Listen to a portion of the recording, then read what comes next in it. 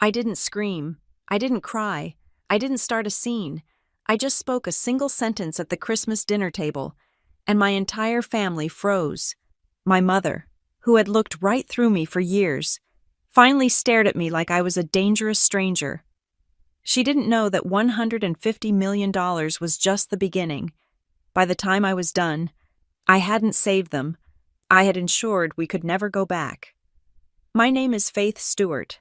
For the first time in 10 years, I did not sleep in the twin bed with the lumpy mattress in the back room of my mother's house. I booked a suite at the Intercontinental on the plaza. It was a 20-minute drive from the suburbs where I grew up, a distance that felt like a necessary emotional airlock. I did not tell them I was in town the night before. I did not tell them I was staying in a room that cost more per night than my mother used to spend on groceries for a month. I simply arrived on Christmas Day, precisely at 11 in the morning. Like a guest, or perhaps like a ghost. Kansas City was buried under a fresh sheet of ice. The trees along the driveway were encased in crystal, beautiful and brittle, threatening to snap under the weight of their own decoration. It was the perfect metaphor for the house at the end of the cul-de-sac. From the outside, my mother's home was a masterpiece of suburban performance art. The wreath on the door was enormous, dusted with artificial snow. The lights lining the gutters were perfectly straight, likely installed by a handyman, because my father had long since checked out of such duties, and my brother, Logan, would never dirty his hands with manual labor. I sat in my rental car for a full 5 minutes before getting out. I checked my reflection in the rearview mirror. I looked tired, but expensive. My coat was cashmere, structured and severe. My boots were Italian leather. I wore no jewelry except for a small, platinum watch that was worth more than the car Logan drove. I was not showing off. I was armoring up. I took a deep breath, inhaling the scent of the heated leather seats one last time, and stepped out into the biting Midwestern cold. When I opened the front door, the heat hit me first. It was suffocatingly warm, smelling of sage, roasted turkey, and cinnamon candles. It was the smell of a Hallmark movie, engineered to trigger nostalgia. Faith, you made it. My mother, Denise, came out of the kitchen wiping her hands on a festive apron. She looked at me, but she did not really see me. Her eyes did a quick scan hair, coat, weight, and then darted immediately over my shoulder, as if expecting someone better to walk in behind me. When she realized I was alone, the light in her eyes dimmed by exactly 10%. "Merry Christmas, Mom," I said. I let her hug me. It was a light, performative squeeze. She smelled of hairspray and white wine. "You're late," she said, pulling back. "Logan is already pouring drinks. Come on, take that coat off. You look plain. Did you not bring a dress?" "This is what I am wearing," I said. My voice was steady. I had practiced this tone in boardrooms for the last 18 months. It was a tone that did not ask for permission. Mom blinked, confused by the lack of apology, but she didn't have time to process it. "Well, hurry up. Your brother has big news about his venture capital project. We were waiting for you to start the toast." I followed her into the dining room. The table was set with the good china, the set she used to threaten me not to touch when I was 7, and there was the hierarchy, laid out in porcelain and silverware. Logan was sitting at the head of the table. It used to be Dad's seat, but Dad was currently in the living room, staring at the television, making himself as small as possible until he was summoned. Logan sat there with his legs spread wide, leaning back in the chair as if it were a throne. He was wearing a suit that was too tight in the shoulders and too shiny in the light. The kind of suit that screams ambition without the capital to back it up. "There she is," Logan said. He didn't stand up. He raised a glass of scotch in my direction. "The prodigal sister returns from the land of, where are you living now?" "Still in that basement in Omaha." "Omaha," I said. "And it wasn't a basement. Right. A garden-level unit. Sounds fancy." Logan smirked. He looked at Mom, and she let out a small, breathless laugh. It was a reflex. If Logan made a joke, Denise laughed. That was the law of the Stewart household. I took my seat. It was the chair closest to the kitchen door. The one where the draft came through. It was the seat for the person expected to get up and refill the water pitchers. Mom sat to Logan's right. Dad shuffled in and sat to his left. I was across from an empty space.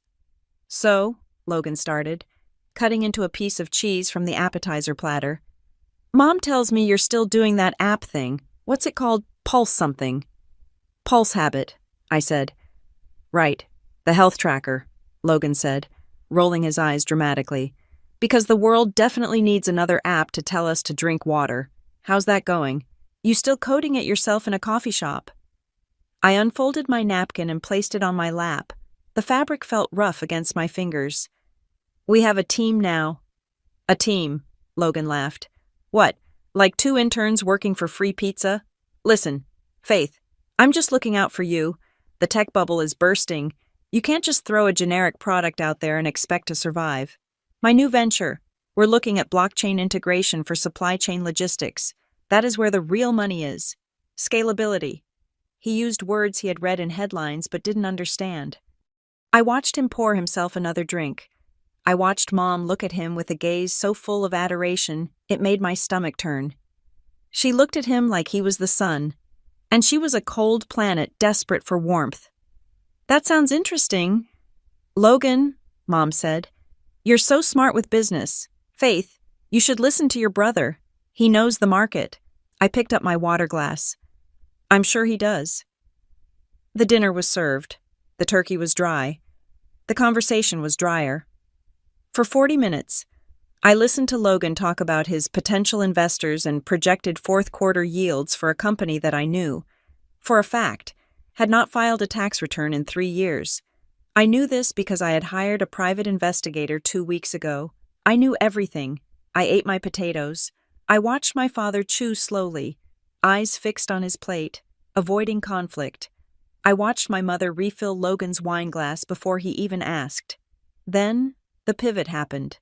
Logan was feeling good. The alcohol had hit his bloodstream, and his ego needed a target. He leaned forward, resting his elbows on the table, invading my space from across the centerpiece. "But seriously, Faith," he said, his voice dropping to that patronizing register he used when he wanted to make me feel small. "Is that little garbage company of yours still alive, I mean? Really? Mom was saying you haven't asked for money in a while, which usually means you're maxing out credit cards. Do you need help with a resume? I know some people. I could probably get you an entry-level admin role." Mom smiled. It wasn't a malicious smile, which made it worse. It was a pitying smile. "It's okay to admit if you're struggling.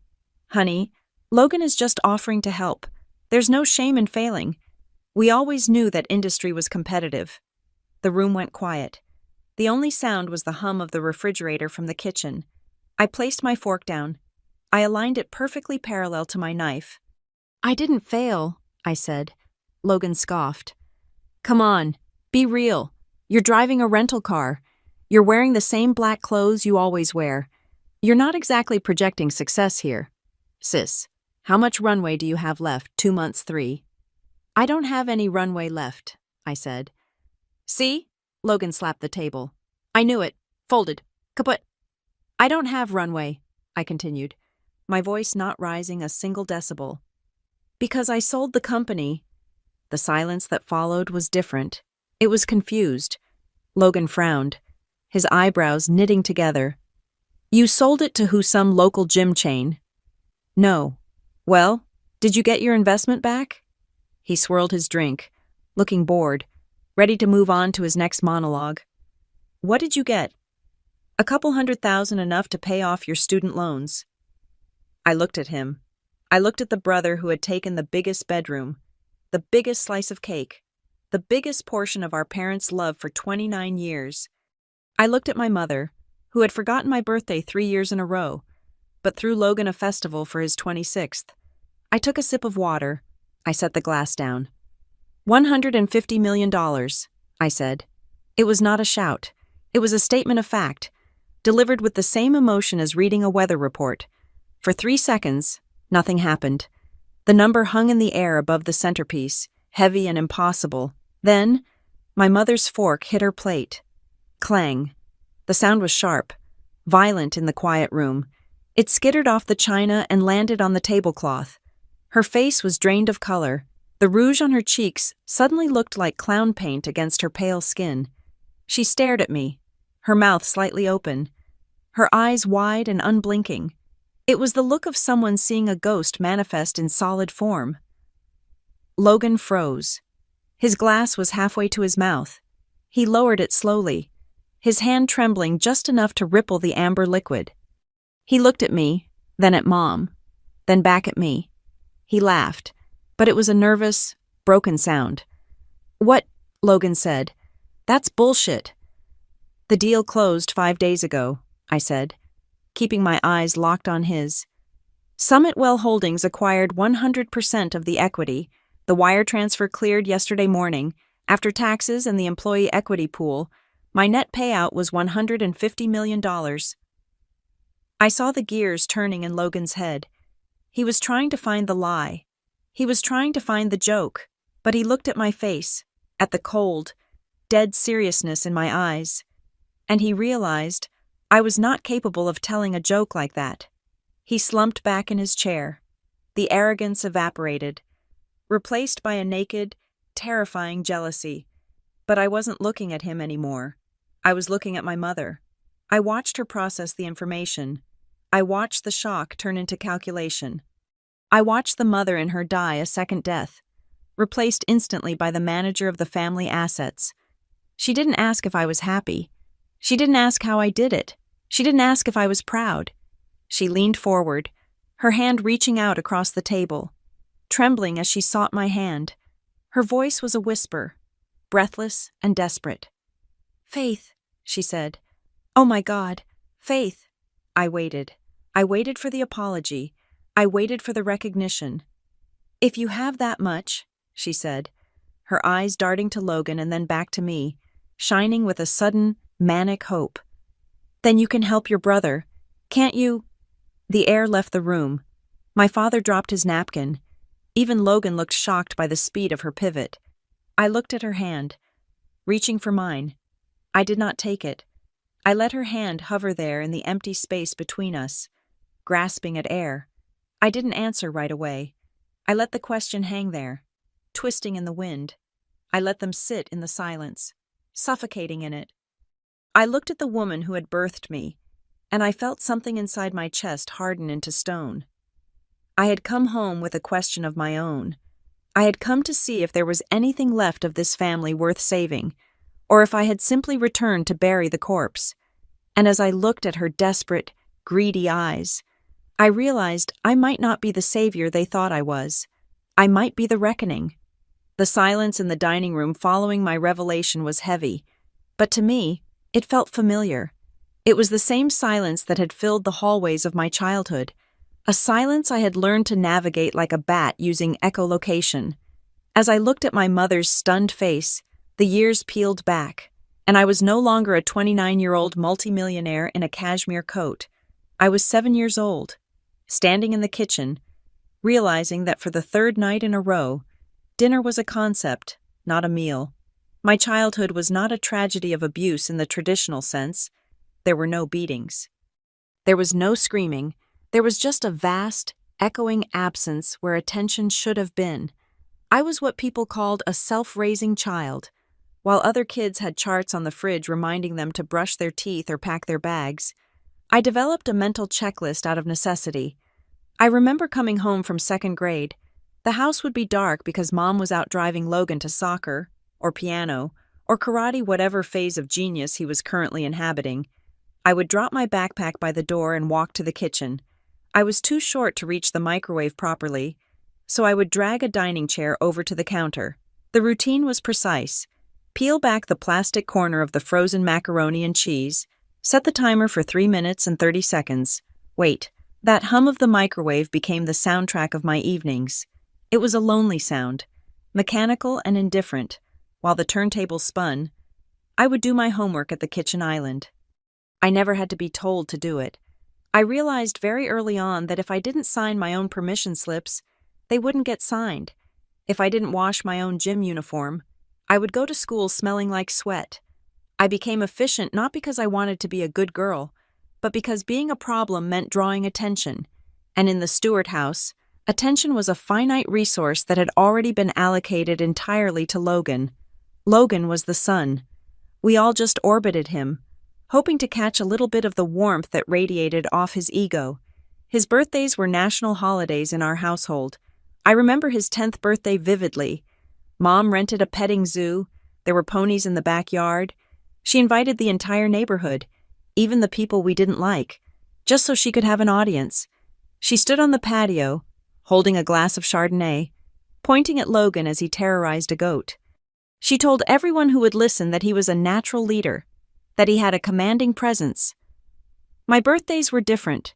They were afterthoughts, squeezed in between Logan's schedule. On my 10th birthday, 2 years after his pony extravaganza, I got a card and a gift certificate to a bookstore. Mom gave it to me while she was putting on her coat to take Logan to a travel hockey game. She kissed the top of my head, looking at her watch, and said she hoped I found something educational. Then she left. I spent my 10th birthday eating cereal and reading alone. I didn't cry.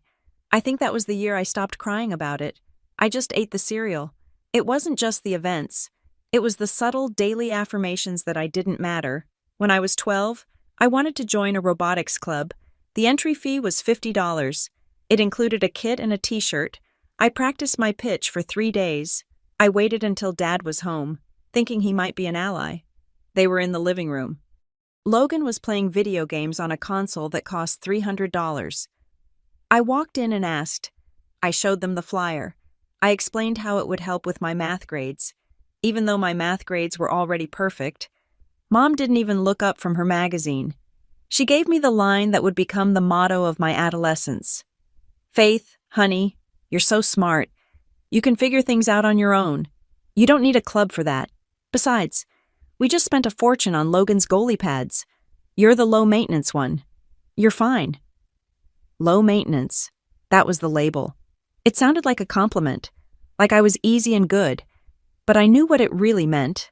It meant I was cheap. It meant I required zero investment. It meant I was a cactus in a house full of orchids I was expected to survive on nothing while they were watered daily.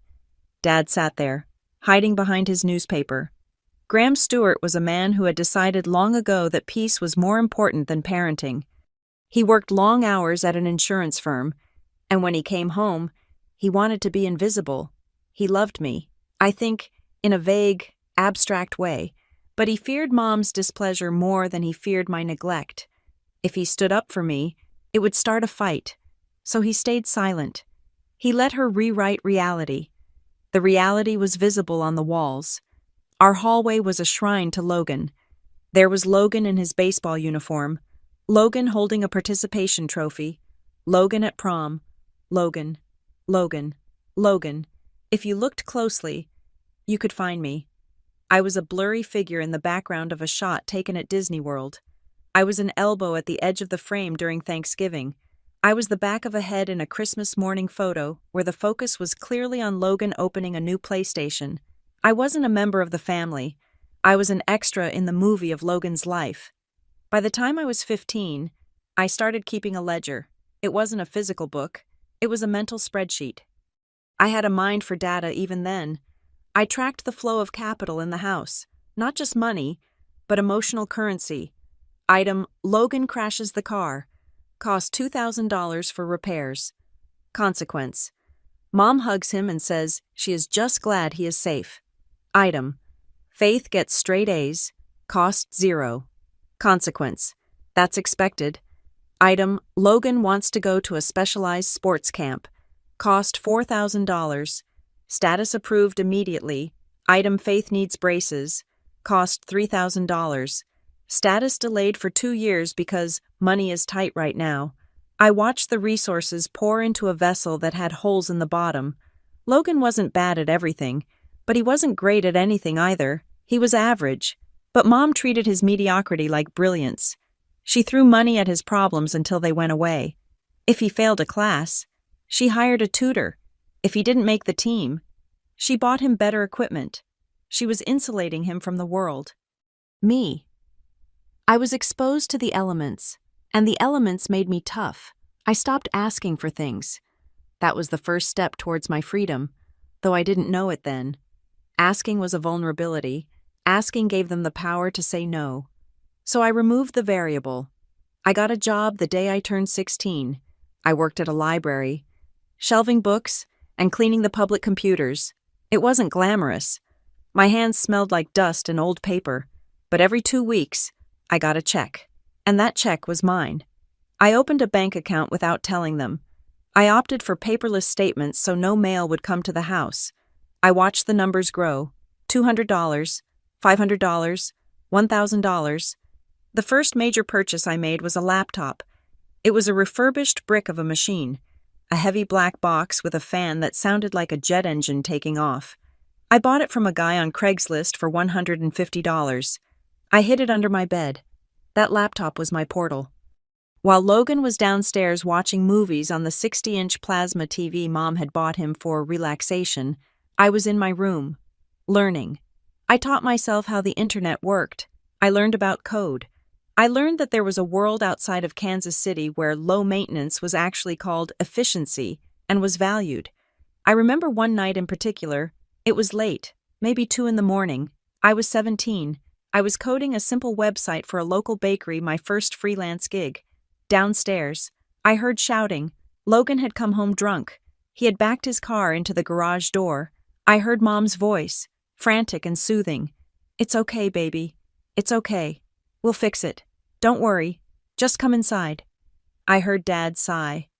The heavy, defeated sigh of a man writing another check in his head. I sat there in the dark, the blue light of my screen illuminating my hands. I paused my typing. I listened to the chaos below, and I realized something that terrified me. I felt nothing. I wasn't angry that he wrecked the car. I wasn't jealous that he was being comforted while I was ignored. I wasn't sad that my parents were flawed. I was indifferent. The bond had been severed. It hadn't snapped all at once.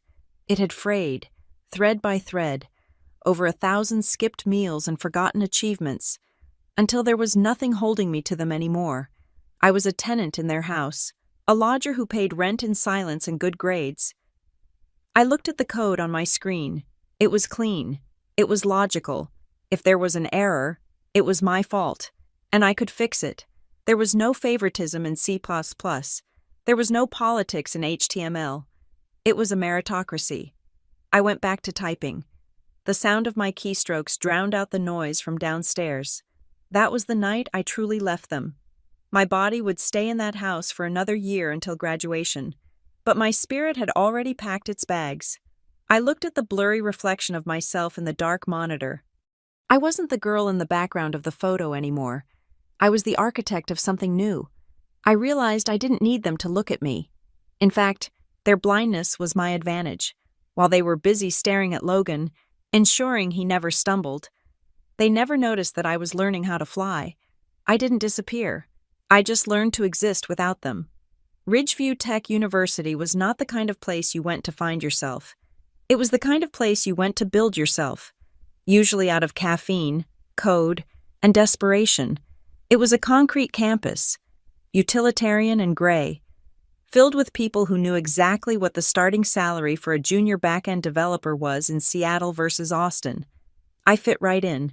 I had secured a partial scholarship, enough to cover tuition. But living expenses were my problem. My parents made too much money on paper for me to qualify for financial aid, but they contributed exactly $0 to my education. So, while Logan was presumably partying his way through a liberal arts degree funded by the bank of Mom and Dad, I became a fixture at a campus coffee shop called The Daily Grind. My life became a blur of binary code and burnt espresso. I woke up at 4:30 in the morning, every single day. The world is different at that hour. It is quiet, hostile, and cold. I would walk the 6 blocks to the shop, my breath pluming in the air, my hands shoved deep into the pockets of a thrifted hoodie. By 5, I was tying on a green apron that smelled permanently of stale milk and sanitizer. My hands were always raw. That is the thing nobody tells you about being a barista. It is not the coffee that gets you. It is the washing, the hot water, the harsh soap, the endless cycle of scrubbing ceramic mugs. My knuckles cracked and bled in the dry winter air. I would wrap them in Band-Aids and keep moving. I poured lattes for students who looked as tired as I felt, and for professors who didn't look at me at all. Between shifts and lectures, I lived in the computer lab. I didn't have a social life. I didn't go to football games. I didn't date. I was a machine. I absorbed Java, Python, and C++ like they were oxygen. I sat in the back row, taking notes on my heavy, refurbished laptop, while the guys in the front row with their sleek MacBooks talked about disrupting industries they didn't understand yet. The idea for Pulse Habit didn't come from a stroke of genius. It came from the sound of complaining. In the computer lab, the air was always thick with stress. My peers were falling apart. They were brilliant, but they were biologically incompetent. "I haven't eaten solid food in 2 days," a guy named Marcus groaned, his head resting on his keyboard. "I think I've slept 4 hours this week," another girl replied, chugging an energy drink that looked radioactive. "I keep forgetting to call my mom," someone else muttered. "She thinks I'm dead." It was a chorus of dysfunction. I looked around and realized that we were all smart enough to build complex algorithms, but we were too stupid to take care of our basic human needs. We were optimizing code while letting our hardware, our bodies, crash. I looked at the App Store. There were fitness apps, sure, but they were aggressive. They wanted you to run marathons. They wanted you to count macros. They were designed for people who were already healthy and wanted to be elite. There was nothing for the burnout generation. There was nothing for the people who just needed a gentle nudge to drink a glass of water or stand up and stretch. I opened a new project file. I called it Pulse. The first version was, frankly, a disaster. I built it over a semester break, working double shifts at the coffee shop to save up for a server. I coded at night, my eyes burning. The interface was a tragedy of gray buttons and Times New Roman font. It looked like a tax audit form. I released the beta to 10 people in my study group. The feedback was brutal. "It works," Marcus said, trying to be nice. "But looking at it makes me depressed. It feels like my doctor is yelling at me in text format." "The user flow is clunky," another classmate said. "I have to click 4 times just to log that I drank water. I'm too tired for 4 clicks." Faith. I didn't get defensive. I didn't have the ego for it. I took the feedback as data. Data is neutral. Data helps you iterate. I realized I was a good back-end engineer, but I had the artistic sensibility of a brick. So, I pivoted. I stopped coding for a month and started studying design. I couldn't afford a UI/UX course, so I devoured free content. I watched YouTube tutorials at double speed while I folded laundry. I read blogs about color theory on my phone while waiting for the bus. I learned about white space, about corner radius, about how a soft blue makes people feel calm while a harsh red makes them anxious. I rewrote the front end from scratch. I made it simple, minimalist, friendly. I changed the tone. Instead of a notification saying log water intake, the app said, "Hey, you look thirsty." Instead of sleep deficit detected, it said, "The code will still be there in the morning. Go to bed." I renamed it Pulse Habit. I launched version 2 quietly. I didn't have a marketing budget. I printed flyers in the library black and white, because color printing cost 10 cents extra, and taped them up in the dorm bathrooms and the gym. Too tired to function. Let us remember to be human for you. I got 50 downloads the first week, then 100. Then, the reviews started coming in. I was scrubbing a milk pitcher in the back sink of the coffee shop when my phone buzzed in my apron pocket. It was a notification from the App Store developer console. I wiped my wet red hands on my jeans and pulled it out. 5 stars. I have severe anxiety and sometimes I forget to breathe. This app reminded me. It feels like a friend in my pocket. Thank you. I stared at the screen. The noise of the espresso machine faded away. The clatter of dishes disappeared. I read it again. Thank you. Another one popped up. 5 stars. Simple. Clean. It doesn't make me feel guilty for missing a day. It just welcomes me back. I walked into the staff bathroom, locked the door, and slid down the wall until I was sitting on the cold tile floor. I didn't sob. I just let the tears leak out, hot and fast. For the first time in my life, I had made something that mattered. I had created value. And strangers, people who didn't know my last name, didn't know I was the low-maintenance child, saw me. They saw my work, and they called it good. It was a high better than any drug. It was the intoxication of competence. That night, intoxicated by that success, I made a mistake. I let my guard down. I wanted to share it. The child inside me, the one I thought I had starved into silence, woke up and demanded to be heard. I called my mother. It was 7 p.m. on a Tuesday. She answered on the 4th ring, sounding distracted. I could hear the television in the background. "Faith, is everything okay?" "You never call at this time." "Everything is fine." "Mom," I said, clutching my phone, pacing around my tiny dorm room. "Actually, it is better than fine. I wanted to tell you something. I built an app." "An app?" She sounded bored already. "Like a game." "No, it is a health tracker. It helps people manage stress and habits. I launched it last week, and I already have 500 users. People are leaving 5-star reviews. They say it is helping them." I waited. I held my breath. I wanted a good job. I wanted a, "Wow, that is impressive." "That's nice, honey," she said. Her voice was flat, automatic.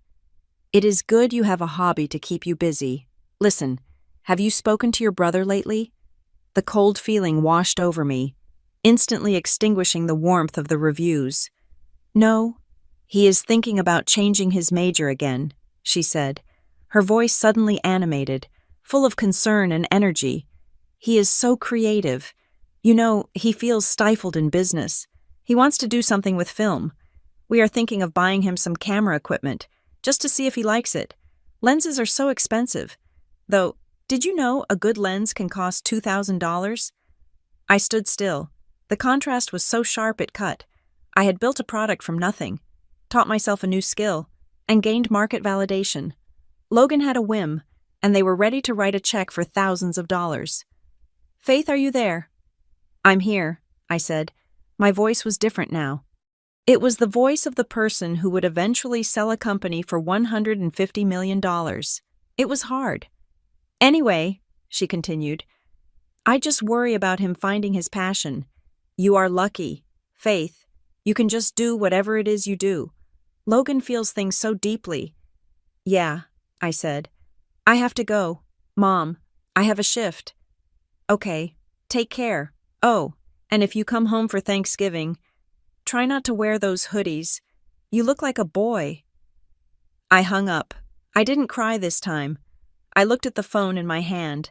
I looked at the 5-star review on the screen. I realized then that I could cure cancer, and she would still ask me why I couldn't be more like Logan, who had just discovered he enjoyed biology. That was the last time I sought her approval. I took that desire, that needy, pathetic part of myself, and I buried it under layers of ambition. I decided I would not build this for them. I would not build it to show them up. I would build it because I could. Because I was good at it. Because the market did not care about my childhood trauma. The market only cared about the product. I threw myself into the work with a terrifying intensity. I slept 4 hours a night. I coded during lectures. I answered customer support emails while I was on the toilet. Pulse Habit grew. It wasn't viral yet, but it was steady. It was real. 6 months later, I was sitting in the back of the coffee shop, stealing their Wi-Fi to run a server update. It was raining outside, a gray, miserable drizzle. My inbox was open. I was scrolling through user feedback and bug reports when a subject line caught my eye. It wasn't from a user. It wasn't from the university. It was from a generic, no-reply address associated with a credit monitoring bureau. Subject alert. New inquiry on your credit report. I frowned. I hadn't applied for a credit card. I hadn't applied for a loan. I was driving a car I bought for cash, and I paid my tuition with a debit card. I clicked it open. A credit inquiry has been initiated by L.S. Ventures. Denise Stewart. My hand froze on the trackpad. A cold shiver. colder than the Kansas winter, went down my spine. L. Ventures, Logan Stewart, and my mother's name next to it.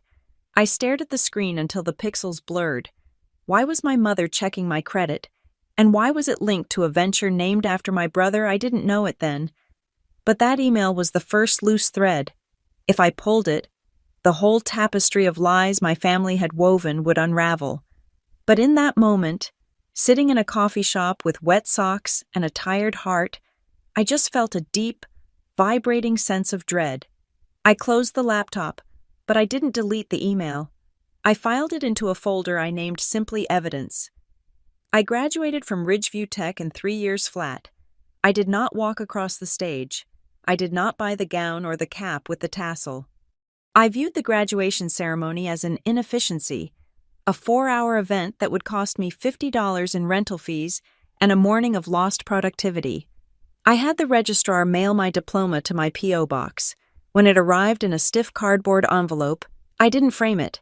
I put it in a drawer beneath a stack of server logs.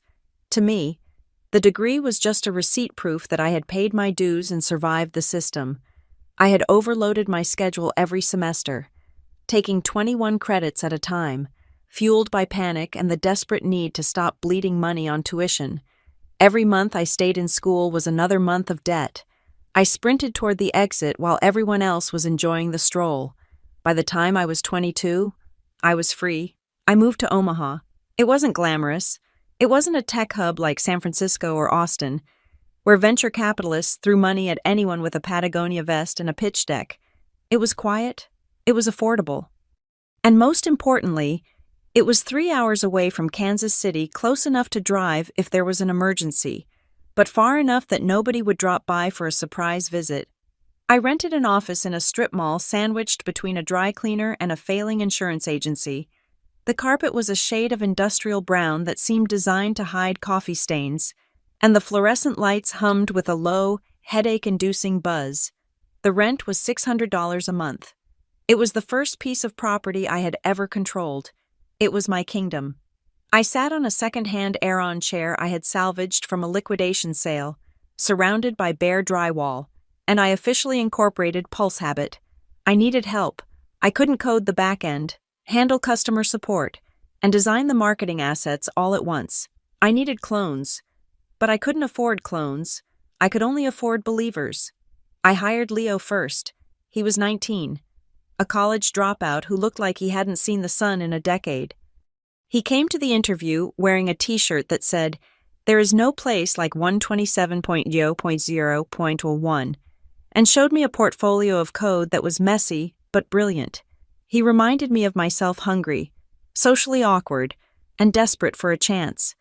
Then I hired Sarah. She was older, a single mother who had taught herself Swift in the evenings after her kids went to sleep. She didn't have a degree from MIT. She had grit. We were a team of strays. "We don't have a ping-pong table," I told them on their first day. "We don't have free catered lunches, but if this works, you will own a piece of it. I am giving you equity." They took the deal. We worked in that tiny room, knees bumping against cheap IKEA desks. The smell of the dry cleaner's chemicals seeped through the walls, mixing with the scent of our cheap coffee. It wasn't the startup dream you see in movies. There were no beanbag chairs. There was just the click-clack of mechanical keyboards and the sound of Sarah taking calls from users in the hallway because we didn't have a conference room. Pulse Habit grew. It didn't explode overnight. It wasn't a viral sensation that burned out in a month. It was a slow, steady climb. We focused on communities that the big tech giants ignored. I went to local gyms and pitched the app to trainers. I went to therapy groups and spoke to counselors about how the app could help their patients track mood swings. We were solving a real problem. People were tired of being yelled at by their technology. They wanted a tool that felt like a companion. Word of mouth started to spread. A popular yoga instructor in Denver blogged about us. A mental health advocate on TikTok showed how she used our mood journal feature. We introduced the premium tier, $4.99 a month. The first day we turned on the payment gateway. I stared at the dashboard. New subscriber. New subscriber. New subscriber. By the end of the first month, our revenue covered the rent and the server costs. By the end of the third month, I could pay Leo and Sarah a real salary. I was making money, real money, for the first time in my life. I looked at my bank account and saw a number that didn't make my chest tight. But I didn't change. I still drove my beat-up Honda Civic with a dent in the bumper. I still wore the same black hoodies and jeans. I lived in a studio apartment that was basically a closet with a window. I was hoarding resources. I was terrified that if I spent a dime on luxury, the universe would realize there had been a clerical error and take it all back. Meanwhile, the updates from Kansas City were painting a very different picture. I maintained a low-contact relationship with my mother. We spoke maybe once every 2 weeks. The calls were always the same. She would talk for 15 minutes, and I would listen, making non-committal noises while I answered emails on my second monitor. "Logan is moving to Los Angeles," she announced one Tuesday. "Oh," I said, typing a line of code. "What for?" "He is going to be a producer. He met someone who knows a director, and they have this incredible concept for a reality show. It is going to be huge. Faith, really huge." "That sounds ambitious," I said. "It is expensive." "Of course." She sighed, the martyr tone creeping in. "Living in LA is not cheap. We had to help him with the first 6 months of rent, and he needed a car that fits the image.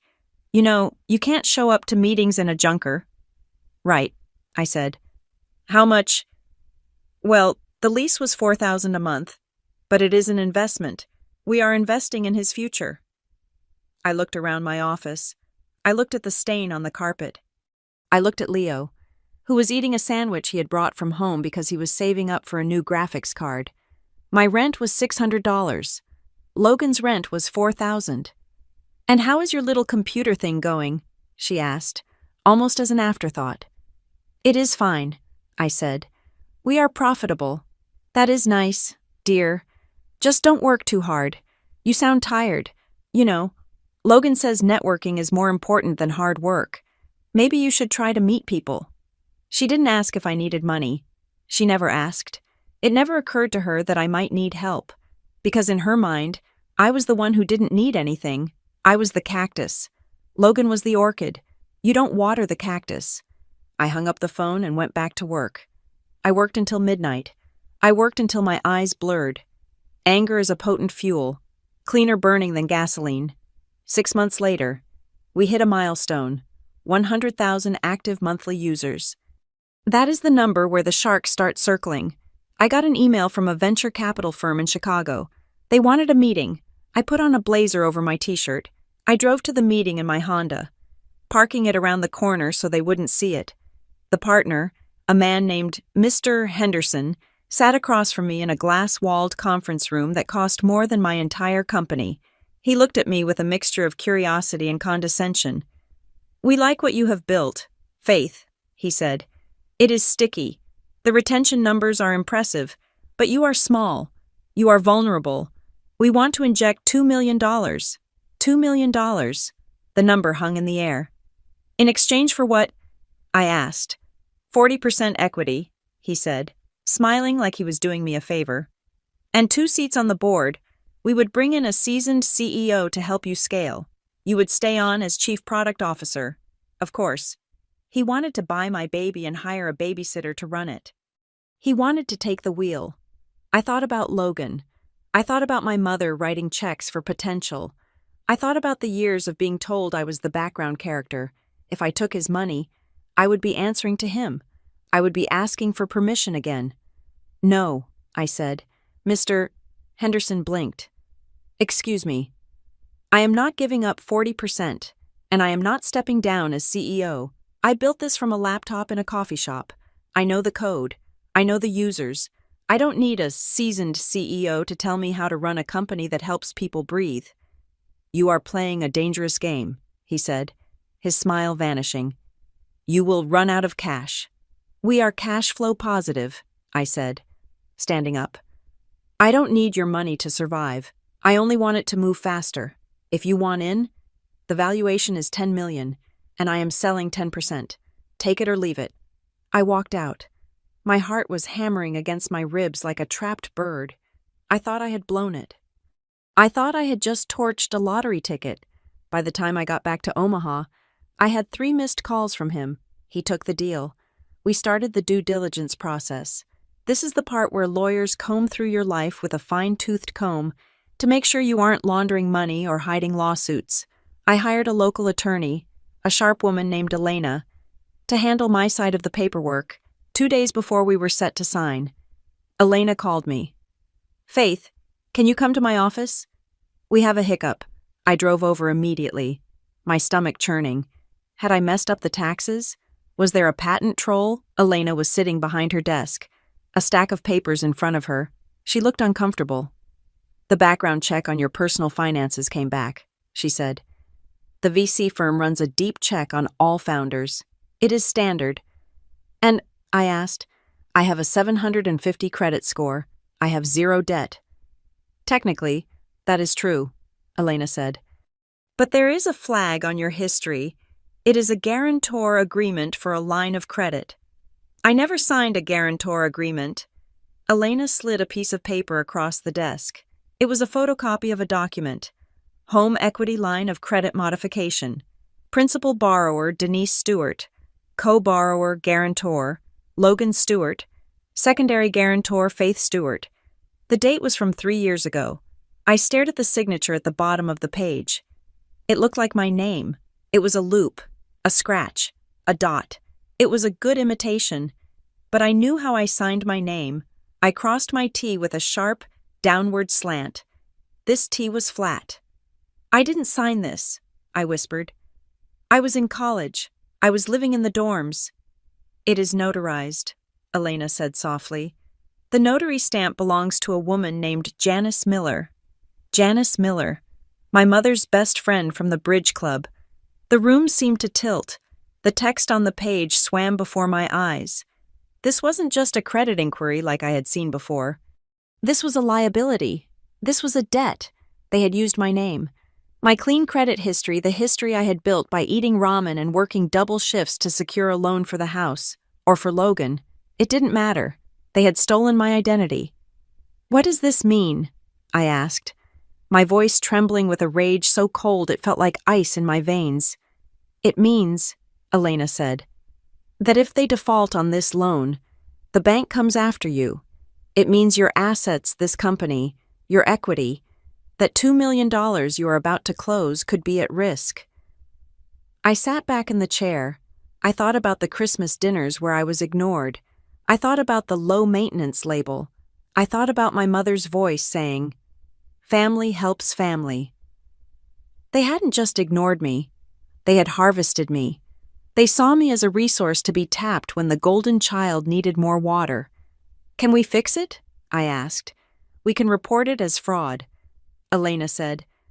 "But that involves a police report. An investigation. It would likely blow up the deal with the investors if they find out you are in a legal battle with your own family." I closed my eyes. I took a deep breath. "No," I said. "Don't report it yet. Not yet." I opened my eyes. "Bury it for now. Tell the investors it is a resolved administrative error. I will pay off whatever lien is necessary to clear the title for the background check personally, if I have to. But keep the documentation. Keep the original copies." "Faith," Elena warned, "this is dangerous." "I know," I said. "But I am not going to let them destroy this deal, and I am not going to let them get away with it." I picked up the photocopy. I looked at the forged signature one more time. It was the moment the last thread of affection snapped. I wasn't their daughter anymore. I was their creditor, and one day, I was going to call in the debt. The growth of Pulse Habit over the next 18 months was not a curve. It was a vertical line. We were no longer just an app on a phone screen. We were a lifestyle. We secured a partnership with a major smartwatch manufacturer, integrating our stress tracking algorithm directly into their hardware. Suddenly, my code was on the wrists of 2 million people. We expanded the platform to include telehealth integrations, allowing users to share their mood data directly with their therapists. We were saving lives, quite literally. We had testimonials from people who said the app's gentle nudges to breathe or call a friend had pulled them back from the edge. Success smells like ozone and expensive coffee. It smells like fresh drywall in a 10,000 square foot office in downtown Omaha, which is where we moved after we outgrew the strip mall. But with success came the sharks. The first offer came from a data conglomerate called Apex Global. They flew me to New York on a private jet. It was my first time flying private. The seats were cream-colored leather, and the champagne was chilled to exactly 42 degrees. I drank water. The meeting took place in a boardroom that overlooked Central Park. The CEO of Apex was a man named Mr. Sterling, who had teeth that were too white and a tan that was too orange. He slid a term sheet across the mahogany table. $80 million, he said, leaning back as if he had just handed me the keys to the kingdom. Cash and stock. We acquire the IP, the user base, and the team. You stay on for a transition period of 6 months. Then you are free to retire to a beach somewhere. I read the term sheet. I read the fine print. Clause 14B, I said, tapping the paper. Data monetization and third-party advertising integration. Standard language. Sterling waved his hand dismissively. We have a robust ad network. Your users are highly engaged. We can serve them targeted ads for pharmaceuticals, supplements, insurance. The revenue potential is massive. I looked at him. I thought about the girl who wrote to me saying the app helped her manage her panic attacks.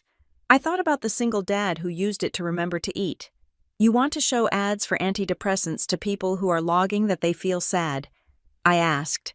That is how the ecosystem works. Faith, it is synergy. It is predatory, I said. I stood up. The answer is no.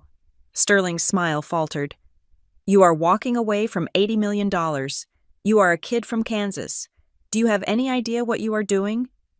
I am protecting my users, I said. And I am not a kid. I am the CEO of a company you cannot afford because you do not understand its value. I walked out. I took a commercial flight home. Economy class. I sat in the middle seat, wedged between a crying baby and a man eating a tuna sandwich, and I felt absolutely triumphant. My refusal to sell to Apex leaked to the press. TechCrunch ran a story, the founder who said no to $80 million. That article was better than any marketing campaign. It signaled to the market that Pulse Habit was not just a product, it was a fortress of integrity. Other offers started coming in, better offers, companies that wanted the technology, not just the data. The valuation climbed. 100 million, 120 million. I realized I was out of my depth legally. I was a coder, not a corporate shark. I needed armor. I hired a team, not a local attorney this time, but a firm from Chicago that specialized in mergers and acquisitions. I hired a forensic accountant named Marcus, a man with glasses so thick they magnified his eyes, who could find a missing penny in a billion-dollar ledger. For the first time in my life, I was the one writing the checks to people who were sworn to protect me. It was a strange, heady sensation. Growing up, protection was something I had to scavenge for. Now, I could buy it by the hour. I want you to scrub everything, I told Marcus. I am preparing for a sale. I want my financials to be bulletproof, personal and professional. If there is a single loose thread, I want to know about it. Marcus went to work, while he dug through the digital paper trail of my life. I wrestled with a question that had nothing to do with business. Why was I doing this? I didn't need $150 million. I lived on $40,000 a year. I was happy with my small apartment and my work. I realized, in a therapy session I paid $300 an hour for, that I wasn't building a fortune.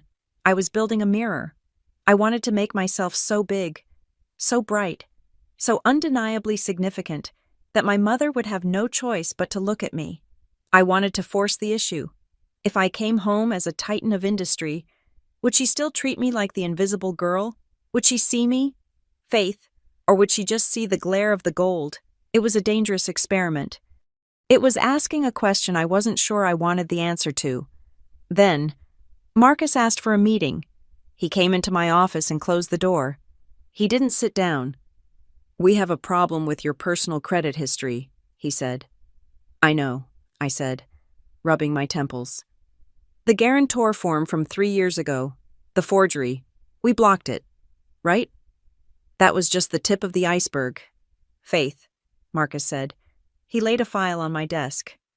Since we started the audit for the sale, I ran a deeper trace on all entities associated with your social security number and your family's address. I found this. He pointed to a document. It was a lien. What is this?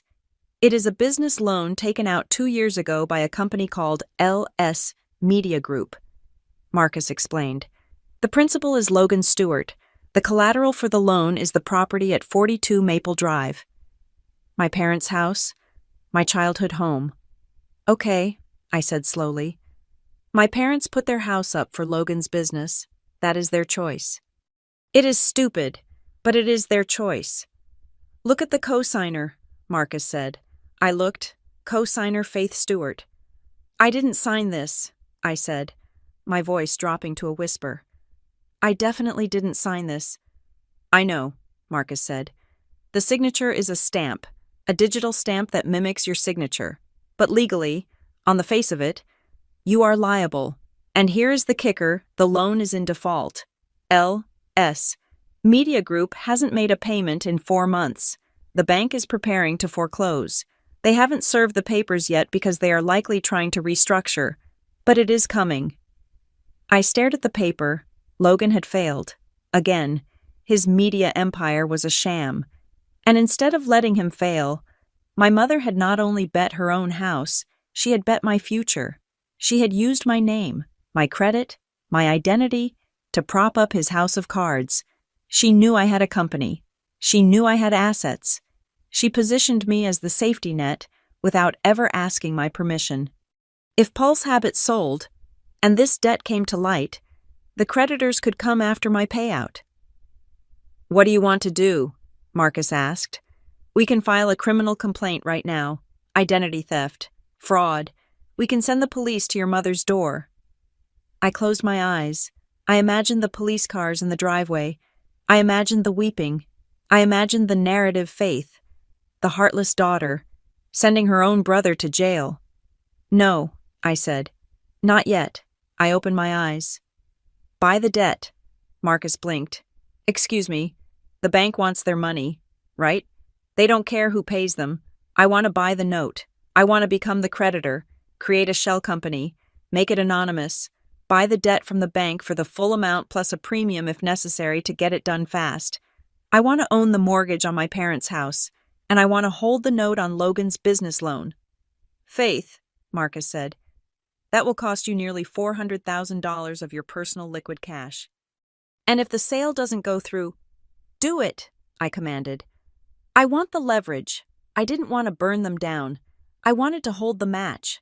I wanted to walk into that house knowing that I owned the roof over their heads, not because they gave it to me, but because I bought it to save them from their own stupidity. 2 weeks later, the deal with Summitwell Holdings was finalized. It was the perfect buyer.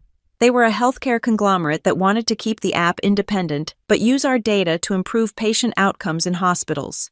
No ads, no data mining, and the price was right. $150 million. I sat in the main conference room of my lawyer's office. The table was covered in documents. The representatives from Summitwell were across from me, smiling. Just one more signature, Ms. Stewart, their lead counsel said, sliding the heavy bound document toward me.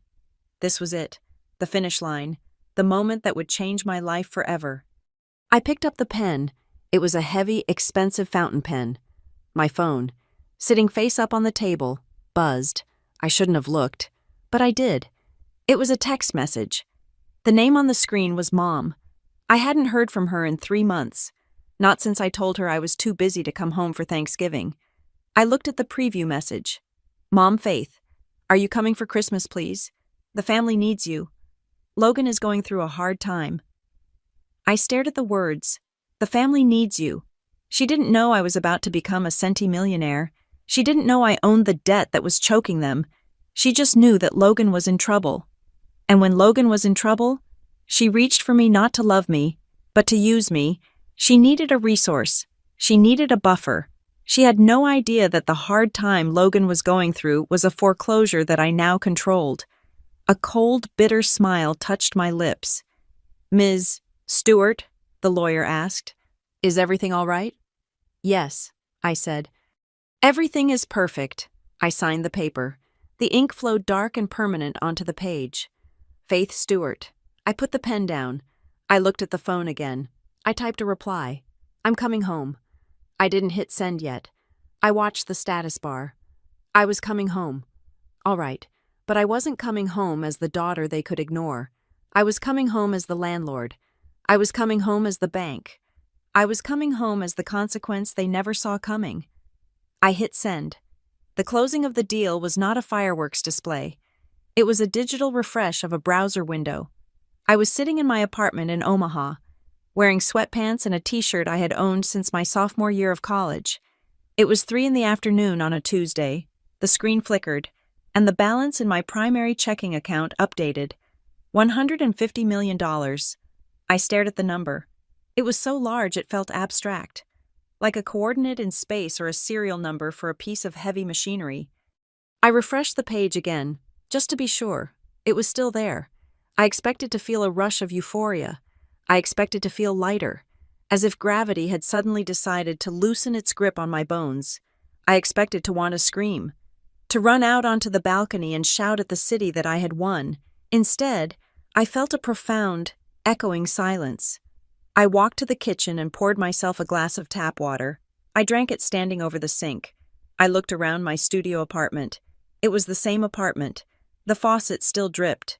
The neighbor's dog was still barking down the hall. I was the same person, just with a database entry that said I could buy the entire building if I wanted to. I had already taken care of the team. That was the one moment of genuine emotion. When I handed Leo and Sarah their payout checks amounts, that meant they would never have to worry about rent or student loans again. They had both cried. Sarah had hugged me so hard I lost my breath. I felt a glow then, a warm hum of competence and leadership. But now that I was alone, the glow had faded, leaving behind a cold gray ash. I was rich, I was free, and I was completely alone. The next day, I sat in the office of Dr. Eris. The room was beige, filled with the scent of lavender and old books. I had been seeing her for 6 months, ever since the stress of the acquisition negotiations had started to make my hands shake uncontrollably. The money is in the bank, I told her. I was picking at a loose thread on the arm of the sofa. How does it feel? Dr. Eris asked. She had a way of looking at me that was penetrating but not invasive. It feels like nothing, I said. It feels like I finished a marathon, and there is no finish line, just more road. What were you expecting the money to do? Faith. I looked out the window at the gray Omaha sky. I don't know. I think I expected it to make me real. I thought if I had this number attached to my name, I would suddenly have mass, gravity. I thought people would have to stop walking through me. Dr. Eris nodded slowly. She scribbled something in her notebook. When you say people, you mean your family. I guess we have talked about this, she said, her voice gentle. The neglect you experienced wasn't violent. It wasn't loud. It was the absence of sound. It was a vacuum.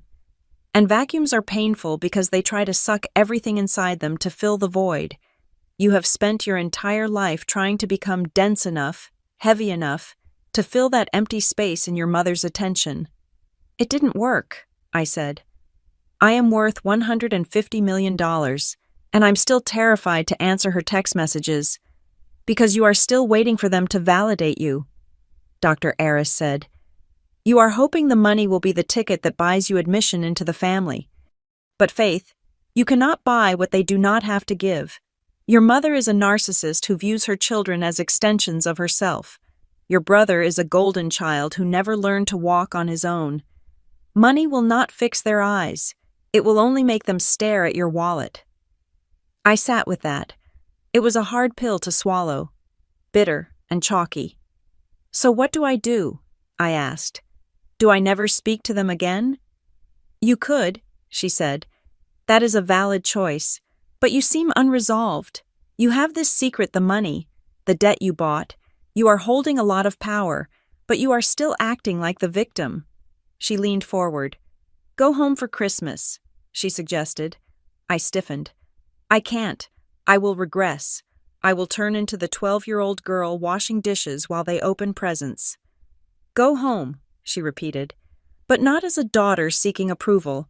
Go as a scientist. Go as an observer. Make it an experiment. Do not sleep in their house. Do not engage in their dramas. Just watch them. Watch them like you watch your user data. See them for who they actually are, not who you want them to be. I thought about it. An experiment. I was good at experiments. I was good at data collection. Boundaries, I said. Strict ones, she agreed. You are an adult woman. You are a CEO. You are not their servant. If it gets toxic, you leave. You have the means to leave. You can fly out 10 minutes after you arrive if you want to. That is what the money gives you. Faith. It doesn't give you love, but it gives you options. I left her office with a strange sense of resolve. I wasn't going home to be part of the family. I was going home to inspect an acquisition. I booked the suite at the Intercontinental. I rented the car. I made the reservations. Then came the shopping. In the past, I would have agonizingly overthought the gifts. I would have spent thousands of dollars I didn't have, trying to find the perfect cashmere sweater for Mom or the latest gadget for Logan, hoping that a grand gesture would buy me a seat at the head of the table. I would have wrapped them in expensive paper with hand-tied bows. This time, I went to a standard department store. For Mom, I bought a nice, but generic, silk scarf. It was blue. I didn't even check if it matched her coat. For Dad, I bought a biography of a historical figure he had never mentioned. For Logan, I bought a leather toiletry bag. It was functional. It was boring. It was the kind of gift you give a distant cousin. I wrapped them in the store's free gift packaging. I packed my suitcase. I packed my black turtlenecks, my structured blazers, my boots. I wasn't going to dress up for them. I wasn't going to wear the pastel colors Mom always said made me look softer. I was wearing my armor. The drive from Omaha to Kansas City takes about 3 hours. The highway is a long, flat ribbon of gray asphalt, cutting through frozen fields. I drove in silence. I didn't listen to music. I didn't listen to podcasts. I let my mind run the simulation.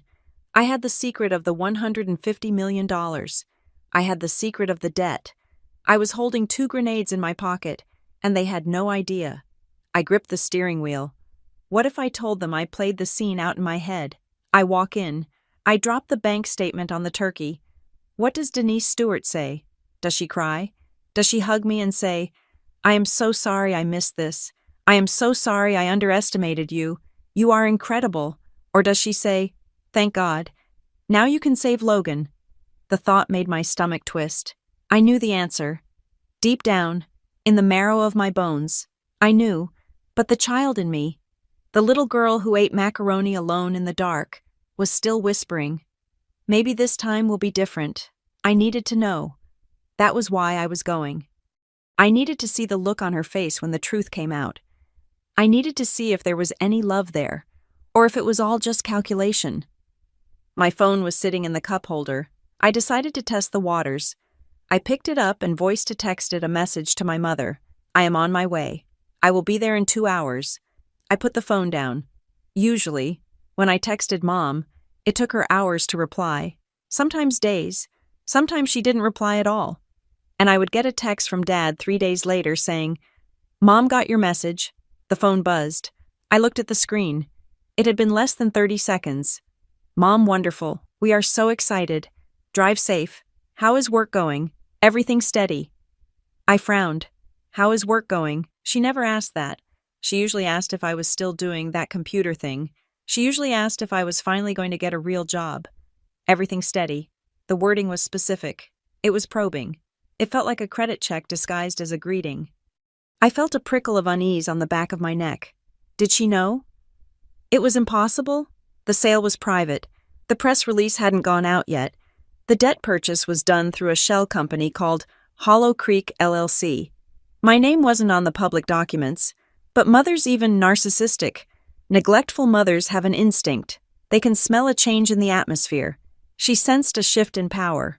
She didn't know I was rich, but she knew I wasn't the same desperate, scraping creature I had been the year before. She could smell the confidence, or maybe she could smell the money, like a shark smells a drop of blood in an ocean. I didn't reply. I tossed the phone onto the passenger seat. Let her wonder. Let her sweat. I pressed my foot down on the accelerator. The rental car surged forward, eating up the miles between me and the past. I wasn't Faith the daughter anymore. I was Faith the chief executive officer. And I was walking into a hostile boardroom meeting disguised as a Christmas dinner. The moment I stepped across the threshold of my mother's house, I felt the familiar, suffocating weight of the past settle onto my shoulders. It was a physical sensation, heavy and stifling, like walking into a room filled with stagnant water. The house was exactly as I remembered it. That was the most disturbing part. It wasn't just similar, it was preserved, frozen in the amber of my childhood. The same beige carpet with the flattened path leading to the kitchen, the same fake ficus tree in the corner, gathering dust on its plastic leaves, the same overwhelming scent of cinnamon broomsticks and potpourri that my mother used to mask the smell of mediocrity. It was a museum dedicated to a time I had spent a decade trying to forget. Faith, there you are. My mother, Denise, appeared from the kitchen. She was wearing a festive red sweater with sequins around the collar, her hair coiffed into a helmet of blonde perfection. She stopped a few feet away from me, her eyes scanning me from head to toe. She didn't hug me immediately. She assessed me. "That is a lovely coat," she said, reaching out to touch the sleeve of my cashmere trench. "It feels soft. Is it wool blend? You have to be careful with that fabric. Faith, dry cleaning is so expensive these days. I hope you checked the care label before you bought it." "It is pure cashmere, Mom," I said, keeping my voice neutral, "and I can handle the dry cleaning." "Well, aren't we fancy?" She laughed, a brittle, tinkling sound. She finally leaned in for a hug. It was brief. She patted my back twice, the universal signal for that is enough, and pulled away. "You look thin. Are you eating? I bet you are just working all the time on that little computer project of yours." She didn't wait for an answer. She didn't actually want to know if I was eating or if my little computer project had just been acquired for a sum that could buy this entire neighborhood. She pivoted on her heel, her attention already snapping to the living room like a magnetic compass finding true north. "Come on in," she beckoned. "Logan is just telling us about his new venture. It is incredible, Faith. He is going to revolutionize well. He can explain it better. He is so articulate."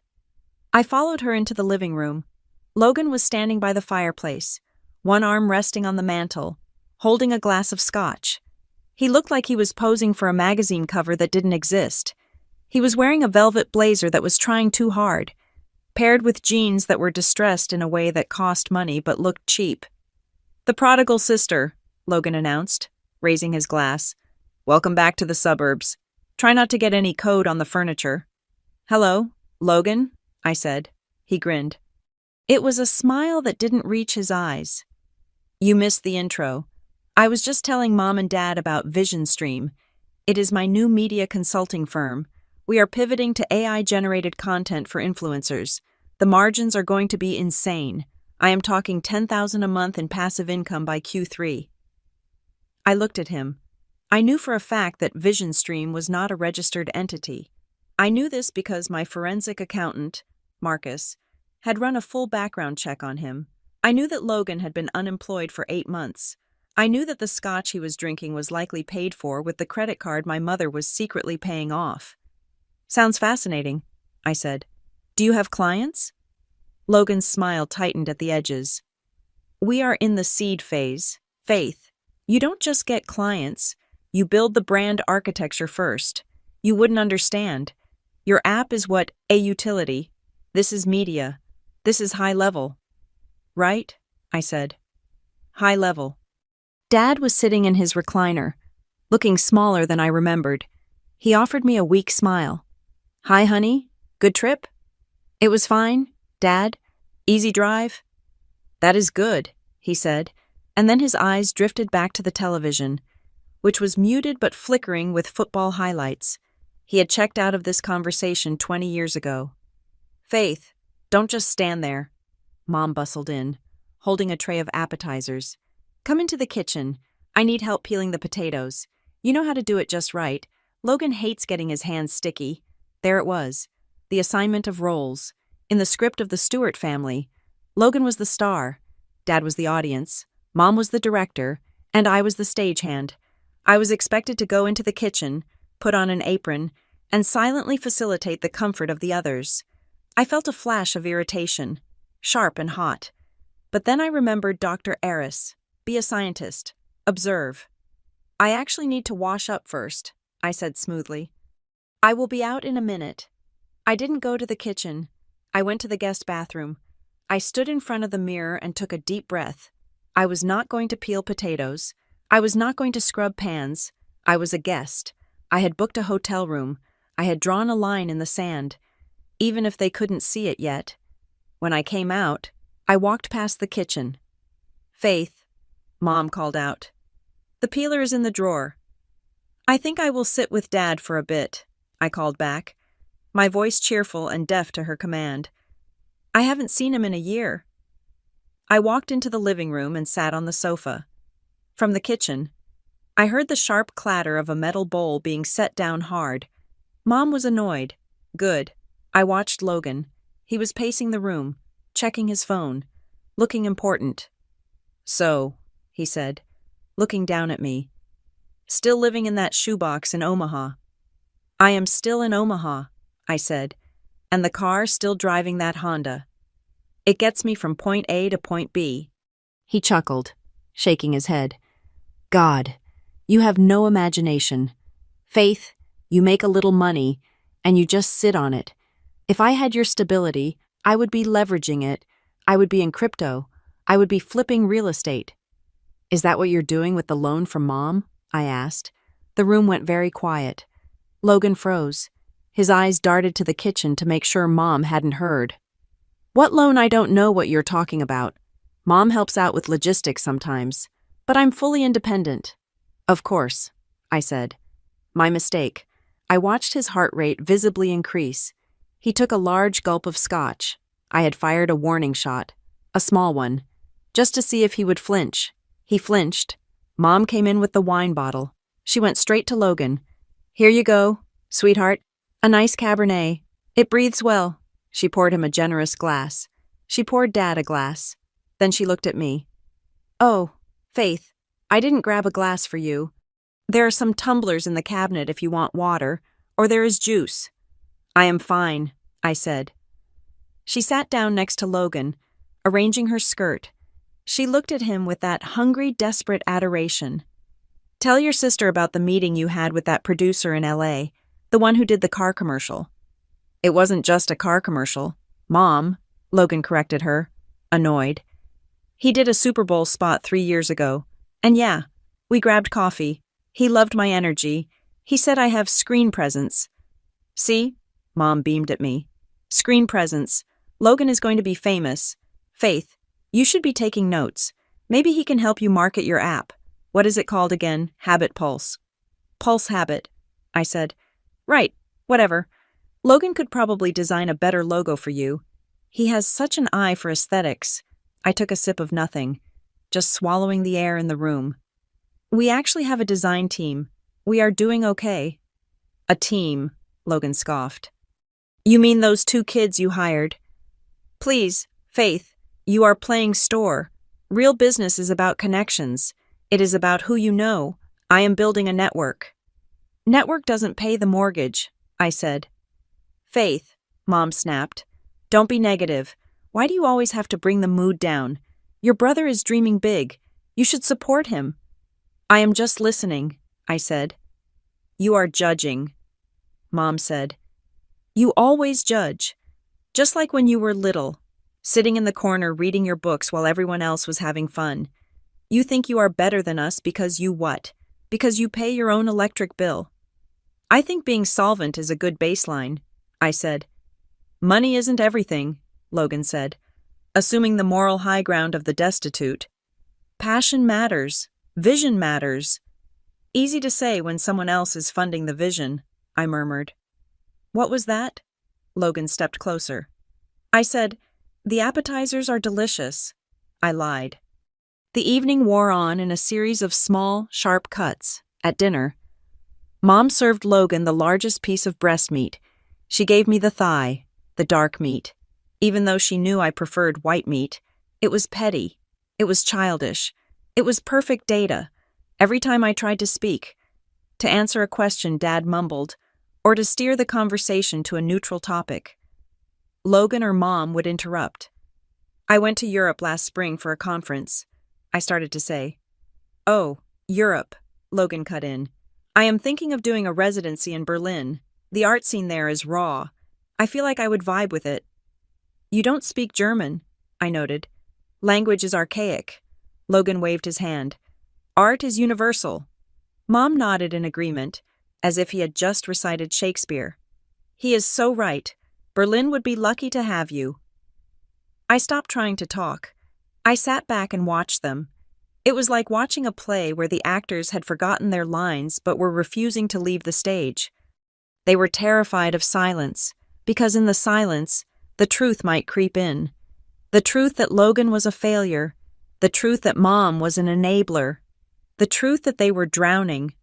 After dinner, while Logan was resting his eyes on the sofa, which meant passing out from the wine, and Dad was washing the dishes because Mom claimed her arthritis was acting up, I wandered toward the back of the house. I told myself I was looking for the bathroom. In reality, I was walking toward the study. This was the room where Mom managed the empire. It was a small room with a heavy oak desk that used to belong to my grandfather. The door was ajar. I pushed it open with one finger. The room was messy. Papers were stacked in precarious towers. Unopened envelopes were scattered across the floor. It smelled of stale coffee and anxiety. I stepped inside. I wasn't going to snoop. I didn't need to snoop. I owned the debt. I knew the numbers better than she did. But then, something caught my eye. On the center of the desk, right on top of the blotter, sat a file folder. It was red, and sticking out of it, just an inch, was a piece of paper with a very distinctive letterhead. It was the logo of the bank that held the mortgage. I recognized it because I had spent the last 2 weeks looking at that same logo on the transfer documents. I stepped closer. I tilted my head. The text at the top of the page was visible. Notice of default and acceleration, and below that, in bold, aggressive font demand for full payment. I stared at it. She knew. She knew the house was on the line. She knew the loan for Logan's Vision Stream, or whatever shell company he had used, was in default. She knew the walls were closing in. And yet, out there in the living room, she was pouring him expensive wine and talking about Berlin. She was buying him leather jackets and looking down on my little computer project. She wasn't just in denial. She was delusional, but there was something else. Next to the demand letter was a notepad. My mother's handwriting, frantic and spiky, covered the top page. I leaned in to read it. Options 1. Second mortgage, denied. 2. Cash out Graham's 401k. Penalty too high, 3. Ask Faith. My name was written there. Ask Faith. But she had drawn a line through it, a heavy, dark line, retraced 3 times until the paper nearly tore. She had considered asking me, and she had crossed it out. Why was it pride? Was it shame? Or was it because she knew, deep down, that if she asked me for money, she would have to acknowledge me as an equal. She would have to admit that the low-maintenance child was the only one who could save the ship. And to a narcissist, admitting dependency on the scapegoat is a fate worse than bankruptcy. I heard footsteps in the hallway. Faith, what are you doing in there? It was Mom. Her voice was sharp, suspicious. I straightened up. I didn't touch the papers. I turned around to face the door. Just looking for a charger, I said, my voice steady, my heart beating a slow, cold rhythm against my ribs. I thought I left one here years ago. She stood in the doorway, blocking the light. Her eyes darted to the desk, then back to me. She looked terrified for a split second. Then the mask slammed back into place. We don't have your chargers, Faith, she said, her voice tight. We don't keep things that don't belong to us. Come back to the living room. Logan is waking up. He wants to open presents. Coming, I said. I walked past her. I brushed against her arm. She felt frail. I knew the secret on the desk. She didn't know the secret in my pocket. She had crossed my name out, but she didn't realize that I had already bought the paper she was writing on. I walked back into the light of the Christmas tree, where my brother was waiting to receive gifts he hadn't earned, in a house he had already lost. The dinner table was set like a stage for a play I had seen 1,000 times. The good silver was out, gleaming under the chandelier that my mother insisted on dimming to create ambiance, though it mostly just made it hard to see the dryness of the turkey. I sat in my usual spot. It wasn't officially assigned, but gravity always pulled me there, the chair nearest the kitchen door, the seat with the wobbly leg, the place for the person who is expected to clear the plates. Logan sat at the head of the table. In our family, the head of the table didn't belong to the provider. It belonged to the performer, and tonight, Logan was performing. He was 3 glasses of Cabernet deep, and his cheeks were flushed with the warmth of alcohol and his own self-importance.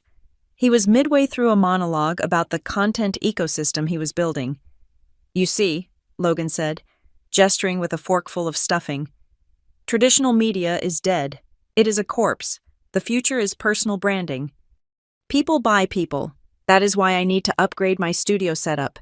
If I want to land the Berlin residency, I need to look the part. Mom, did you see the link I sent you for that lighting rig? It is an investment." "I saw it." "Honey," Mom said. She was eating little, spending most of her time watching him, her face arranged in a permanent expression of doting admiration. "It looks very professional. We will figure it out." "We always do," Logan said. Grinning, I cut my turkey. I chewed. I swallowed. I said nothing. My father, Graham, was pushing peas around his plate. He looked tired. He knew about the demand letter on the desk in the other room. I could see it in the way his shoulders slumped, the way he flinched every time Logan mentioned spending money, but he stayed silent. His role was to pay the bills until the checks bounced, and then fade into the wallpaper.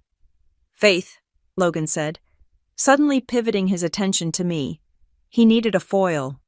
A hero is only as good as the villain he defeats, or in Logan's case, the audience he belittles. "You are being very quiet, brooding over the failing app market." I looked up. The market is actually quite robust. "Please," Logan scoffed. He poured himself more wine, not bothering to offer the bottle to anyone else. "It is a race to the bottom.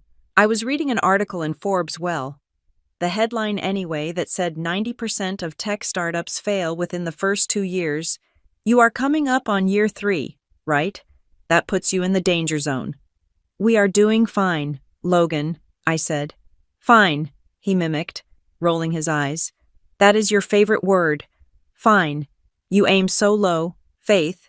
That is your problem. You are content with a little salary, a little apartment, a little life. You have no killer instinct," Mom chimed in, her voice dripping with that passive-aggressive sweetness she had perfected. "Now, Logan, don't be mean. Faith likes her simple life. Not everyone is meant to be a mogul like you. Some people are just support staff, and that is okay. The world needs workers." I felt the muscle in my jaw jump. Support staff. "I am just saying," Logan continued, emboldened by her backup. "It is embarrassing. I am out here trying to build a legacy, and my sister is running some glorified calculator app. It is worthless. Faith, honestly, you should just shut it down and come work for me as an assistant. I could use someone to handle my scheduling." "Your company," I said clearly, "doesn't exist." The table went silent. The clink of silverware stopped. Logan's face darkened. "Excuse me. You don't have a company," I repeated, my voice steady, cutting through the warm, stuffy air of the dining room like a scalpel. "You have a series of failed ideas funded by our parents' retirement savings.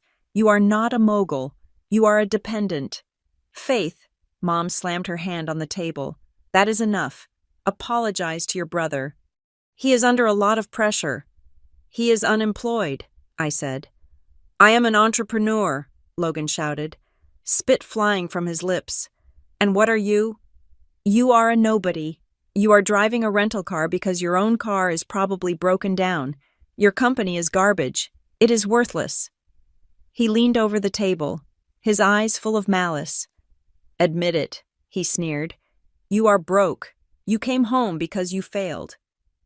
I looked at him. I looked at the vein throbbing in his forehead. I looked at my mother, who was glaring at me with pure hatred for daring to puncture the bubble of her golden boy. I placed my fork down. I picked up my napkin and dabbed the corners of my mouth. "I didn't fail," I said. "Bullshit," Logan spat. "And I don't have the company anymore." I continued. Logan threw his head back and laughed. It was a harsh, barking sound. "I knew it. You folded. You went under. Oh, this is rich. After all that high and mighty attitude, you went bankrupt." "I didn't go bankrupt," I said. "I sold it." The laughter stopped abruptly. Logan squinted at me. "You sold it?" "Yes." "For what?"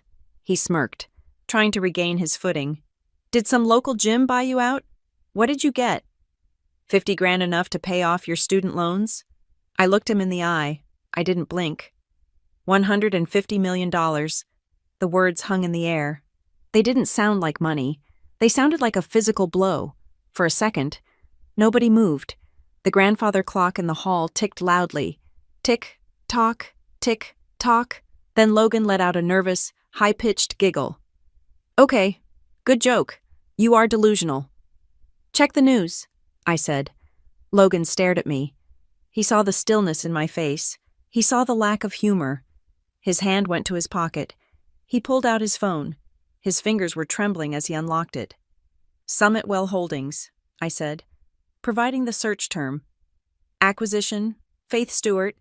I watched him type. I watched the blue light of the screen illuminate his face. I saw the exact moment the search results loaded. His eyes widened. His jaw went slack. The color drained from his face so fast it looked like the blood had been sucked out of him by a vacuum. He went from flushed red to a sickly, pasty gray. "No," he whispered. "No way." He scrolled. He tapped a link. He read. "What?" Mom asked, her voice shrill. "What is it, Logan? What does it say?" Logan looked up. He looked at me. And for the first time in his life, he didn't look at me with contempt. He looked at me with fear. Pure, unadulterated fear. "It is real," he croaked. "CNN Business, TechCrunch, The Wall Street Journal, health tech unicorn Pulse Habit acquired for $150 million in all-cash deal." Mom dropped her fork. It hit the china plate with a violent crack. She turned to me. Her mouth opened and closed like a fish on a dock. She looked at my plain black sweater. She looked at my face, which was devoid of any emotion. $150 million, she whispered. "After taxes and payouts to my staff. It is a little less," I said casually. "But yes, the wire cleared yesterday." I watched the wheels turn in her head. I watched the shock recede, replaced instantly by something much uglier. She didn't smile. She didn't congratulate me. She didn't reach out to touch my hand in pride. Her face twisted into a mask of betrayal. "Why didn't you tell us?" she demanded. Her voice rose to a shriek. "How could you keep this from us? We are your family, Faith. How could you be so selfish?" "I didn't hide it," I said. "You never asked? You asked about the weather. You asked if I was eating. You never asked about the business." "I asked," she lied. "I always ask. Oh my God, 150 million. She stood up. She walked around the table toward me. She wasn't coming to hug me. She was coming to claim me. She was coming to stake her territory. "Faith, baby," she said, her voice suddenly changing, dropping into that wheedling, manipulative tone she used when she wanted Dad to sign a check. "This is a miracle. Do you know what this means?" She reached for my shoulder. I shifted in my chair, avoiding her touch. "It means I am unemployed," I said dryly. "It means you can save us," she said. She didn't even try to hide it. The words just fell out of her mouth, wet and desperate. "Family is family. Faith, we stick together. We share everything. She looked at Logan, who was still staring at his phone as if it were a bomb. You can help your brother, she said, her eyes shining with greed. Faith, his debt, the house, the business. You can wipe it all clean. It would be nothing to you. A drop in the bucket. You can set him up properly. He needs a real studio. He needs capital. I stared at her. It was breathtaking. The speed of it. Not 30 seconds ago. I was support staff. I was worthless. Now, I was the savior. But I wasn't a person to her. I was an ATM that had finally dispensed cash. Help him, I asked quietly. Yes, of course.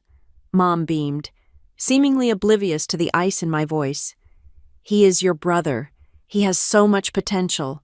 Faith, he just needs a break. And you have been so lucky. It is only fair. Lucky. I stood up. The chair scraped loudly against the floor. I wasn't lucky, I said. I was working. While Logan was having pony parties, I was studying. While you were buying him cars, I was taking the bus. While you were refinancing this house to pay for his fake companies, I was eating ramen and coding until my eyes bled. That is not true, Mom protested, clutching her pearls. We treated you exactly the same. You didn't buy me a winter coat until I was 14, I said. I walked to school in a windbreaker.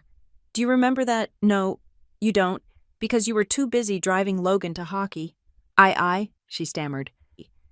You spent $200,000 on his college tuition for a degree he never finished, I said, reciting the numbers from the forensic accountant's report.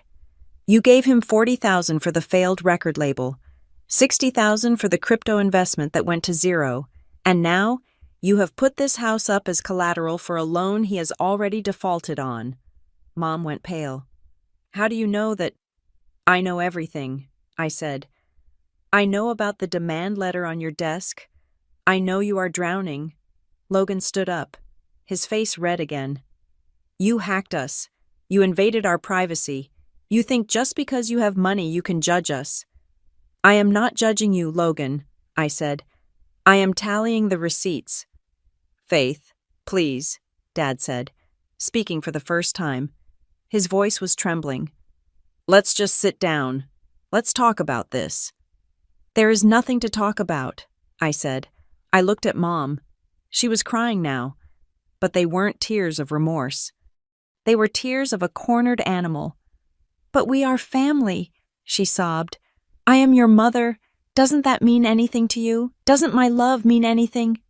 Your love, I laughed, and it was a cold, sharp sound that hurt my throat. Mom, your love was a currency, and you spent it all on him. I pointed at Logan. You invested everything in the wrong stock, I said, and now you want me to bail you out. You have to, Logan sneered, trying to regain dominance. You owe us. We raised you. I raised myself, I said. I stepped away from the table.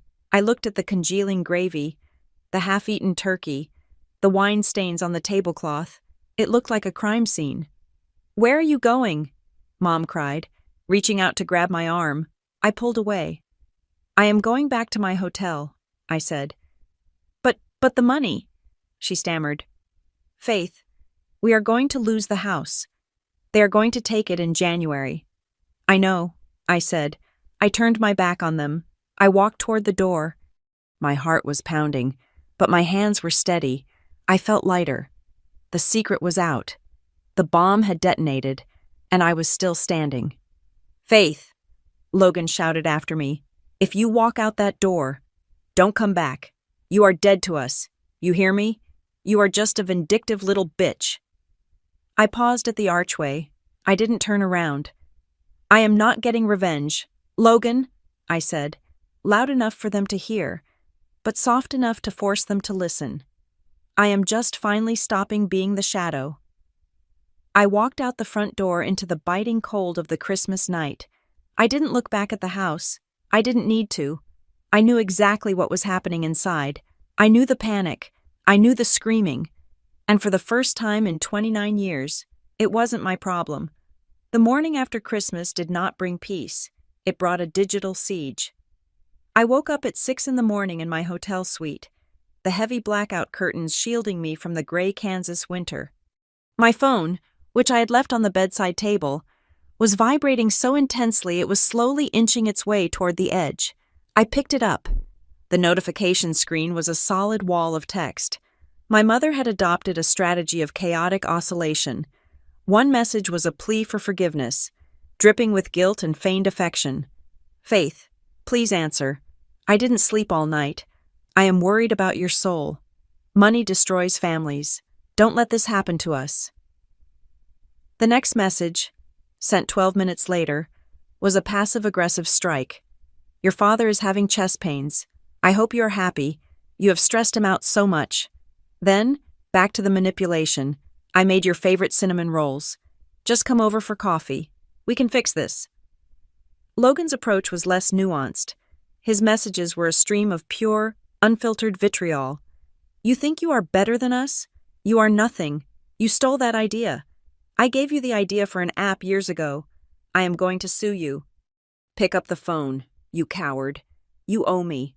I am going to destroy your reputation. I know people." I didn't reply.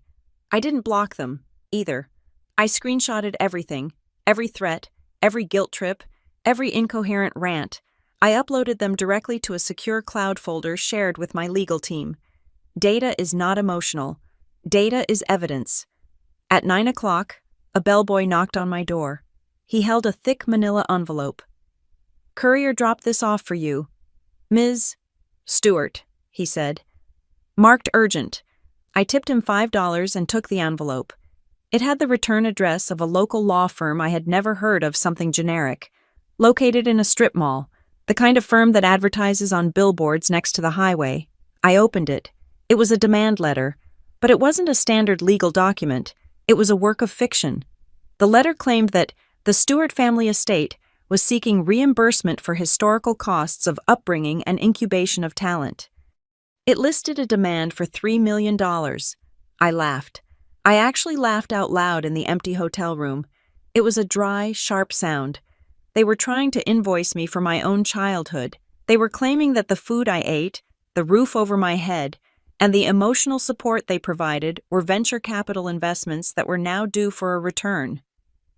I scanned the document and sent it to Elena, my attorney in Omaha. Her reply came 3 minutes later. "Is this a joke?" I typed back. "No. It is a desperation move. Handle it." Elena didn't just handle it. She obliterated it. By noon, my legal team had drafted a response. It wasn't an emotional defense. It was a ledger. We had compiled a forensic accounting of the Stewart family finances based on the records I had acquired when I bought their debt. We listed the expenditures: tuition for Logan Stewart, $240,000, vehicle purchases for Logan Stewart, $85,000, legal fees for Logan Stewart's DUI defense, $15,000, business capital for Logan Stewart's failed ventures, $120,000, total direct investment in Faith Stewart. After age 18, $0. We attached a spreadsheet. We sent it back to the strip mall lawyer with a brief note stating that any further harassment would result in a countersuit for extortion. But the real blow was yet to come. While Elena was digging through the files to prepare our defense, she found something else. She called me at 1 in the afternoon. "Faith," she said. Her voice was serious, lacking its usual confident lilt. "Are you sitting down?" "I am standing," I said, looking out the window at the frozen city. "We ran the signature verification on that secondary credit line, the one attached to the house, the one you said you didn't sign. And it is a confirmed forgery," she said, "but it is worse than just a bad copy. We traced the notary stamp. It belongs to Janice Miller, your mother's friend. We pressured her office this morning. She cracked. She admitted she notarized the document without you present because your mother told her you were on the phone and had authorized it." I felt a cold chill radiate from my chest. "When was it signed?" I asked. "May 12th, 3 years ago." Elena said. I closed my eyes. I remembered that date. I remembered it perfectly. "I was in the hospital," I said quietly. "I had appendicitis. I was in post-op recovery in Omaha on May 12th. Then we have them, Elena said. This is bank fraud. This is identity theft. This is a felony. Faith, if we file this, your mother and brother could go to prison. Janice Miller definitely will. I stood there, holding the phone. I held the power to destroy them completely. I could make one call, and the police would be knocking on the door at 42 Maple Drive. But that was too easy. Prison was a systemic punishment. I wanted a personal reckoning. Don't file the criminal charges yet, I said. Hold it. It is my ace. Faith, this is dangerous, Elena warned. They are desperate. Desperate people do irrational things. I know, I said. That is why I'm calling for a mediation. I sent the email myself. I copied my mother, Logan, and their discount lawyer. I am willing to discuss a settlement regarding the property and the outstanding debts. I will meet you tomorrow at 10 o'clock at the Regus Conference Center downtown. I will bring my legal counsel. I suggest you bring yours. It was a trap. I wasn't going there to settle. I was going there to get them to admit, on the record, in front of a court-certified mediator, exactly what they had done. I wanted the confession before I dropped the guillotine. The reaction was immediate. Mom switched tactics again. She stopped texting me and started posting on Facebook. She wrote long, vague posts about ungrateful children and the pain of a mother's heart. She didn't name me, but she tagged half the neighborhood. She claimed she was sick. She claimed the stress was killing her. She was building a narrative where she was the martyr and I was the villain who had abandoned them the moment I got rich. Logan went lower. He started calling our extended family. My cousin, a girl I hadn't spoken to in 5 years, texted me. Is it true you are suing your own mom? Logan says you are trying to evict them just because you can. He was poisoning the well. He was trying to isolate me, to shame me into submission. He thought that if he made me look like a monster, I would pay him just to make it stop. He didn't understand that I had no reputation to lose in this family. I was already the ghost. You can't kill a ghost. I stayed in the hotel room for the rest of the day, working. I had a company to run. Even if I had sold it, I had a transition strategy to manage. I focused on the code, on the user metrics. It was calming. It was logical. But the storm was moving closer. The next morning, the day of the mediation, I decided to stop by a temporary co-working space I had rented in downtown Kansas City to print some documents. It was a glass-walled office on the ground floor, visible from the street. I was standing at the printer, collating the evidence of the forgery, when I heard a commotion outside. I looked up. A car had screeched to a halt in the loading zone. It was Logan's car, the flashy, leased SUV he couldn't afford. He got out. He wasn't wearing his mogul suit today. He was wearing a disheveled hoodie, and his eyes were wild. He looked like a man who hadn't slept in 48 hours. He saw me through the glass. He didn't buzz the intercom. He didn't call. He stormed toward the door and started pounding on the glass. "Faith!" he screamed. The sound was muffled by the double-pane window, but the rage was audible. "Come out here, you coward! Come out here and face me!" People in the coffee shop next door stopped drinking. Pedestrians froze. I stood perfectly still. I didn't approach the door. I just watched him. "You think you can buy us?" he yelled, kicking the glass. "You think you are better than me? I am the genius. I am the one with the vision. You are just a code monkey. Open the door." He was unraveling. The facade of the cool, successful entrepreneur had cracked wide open, revealing the terrified, spoiled child underneath. I saw a young woman at the bus stop pull out her phone. She started recording. Then a guy in the coffee shop held up his phone. Logan didn't notice. He was too busy screaming. "You owe me $3 million, he shrieked, his voice cracking. "Mom said you would pay. She said you always do what you are told. Give me my money. Give me my money. Not help the family. Not save the house. My money." I looked at him, and I felt a wave of pity. It wasn't the warm kind of pity.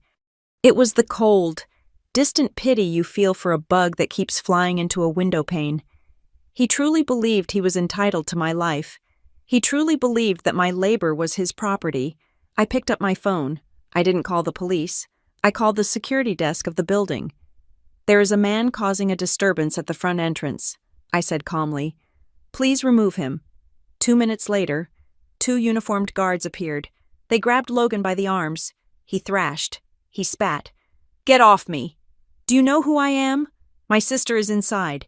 She is stealing from me. Faith, don't you dare walk away." I turned my back. I walked back to the printer.